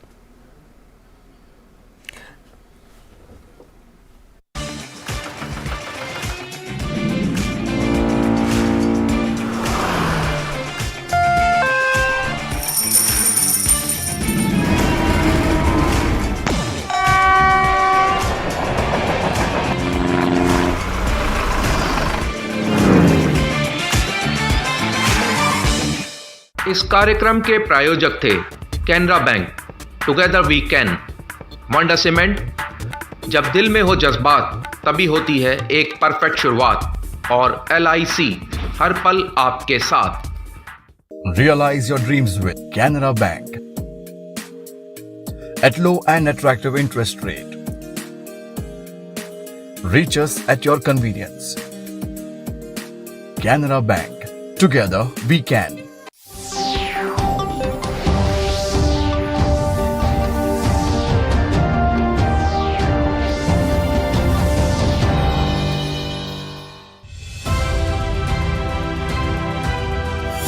लगातार 10वीं बार मोदी सरकार का बजट है तैयार। कैसा होगा स्थिरता और प्रगति का आगे का सफर? कैसे बनेगी आत्मनिर्भर भारत के विकास की डगर? आम आदमी के जीवन को बनाना है आसान, पर बुनियादी ढांचे के विकास से हटे नहीं ध्यान। टैक्स रिजीम में होंगे कितने सुधार? चुनौतियों को अवसर में बदलने की है दरकार। कैसा होगा आम बजट इस बार? देखिए DD न्यूज पर।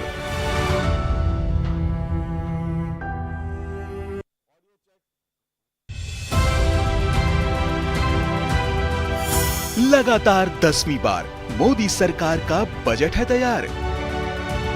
कैसा होगा स्थिरता और प्रगति का आगे का सफर? कैसे बनेगी आत्मनिर्भर भारत के विकास की डगर? आम आदमी के जीवन को बनाना है आसान, पर बुनियादी ढांचे के विकास से हटे नहीं ध्यान। टैक्स रिजीम में होंगे कितने सुधार? चुनौतियों को अवसर में बदलने की है दरकार। कैसा होगा आम बजट इस बार? देखिए DD न्यूज पर।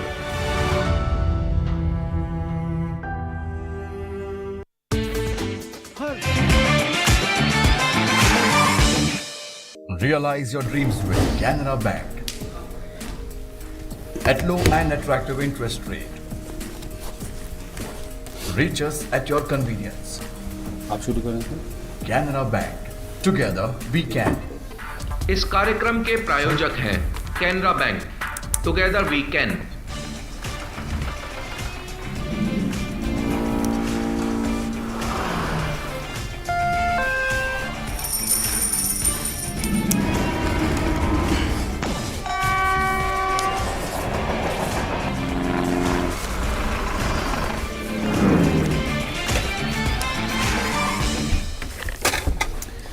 बजट 2022 इस खास कार्यक्रम में एक बार फिर से आपका स्वागत है। मैं हूं ओम प्रकाश और मेरे साथ है मेरे सहयोगी अशोक श्रीवास्तव जी। और इस वक्त निगाहें हैं 11 बजे पर, जब मोदी सरकार का लगातार 10वां बजट और दूसरे कार्यकाल की बात करें तो चौथा बजट निर्मला सीतारमण पेश करेंगी।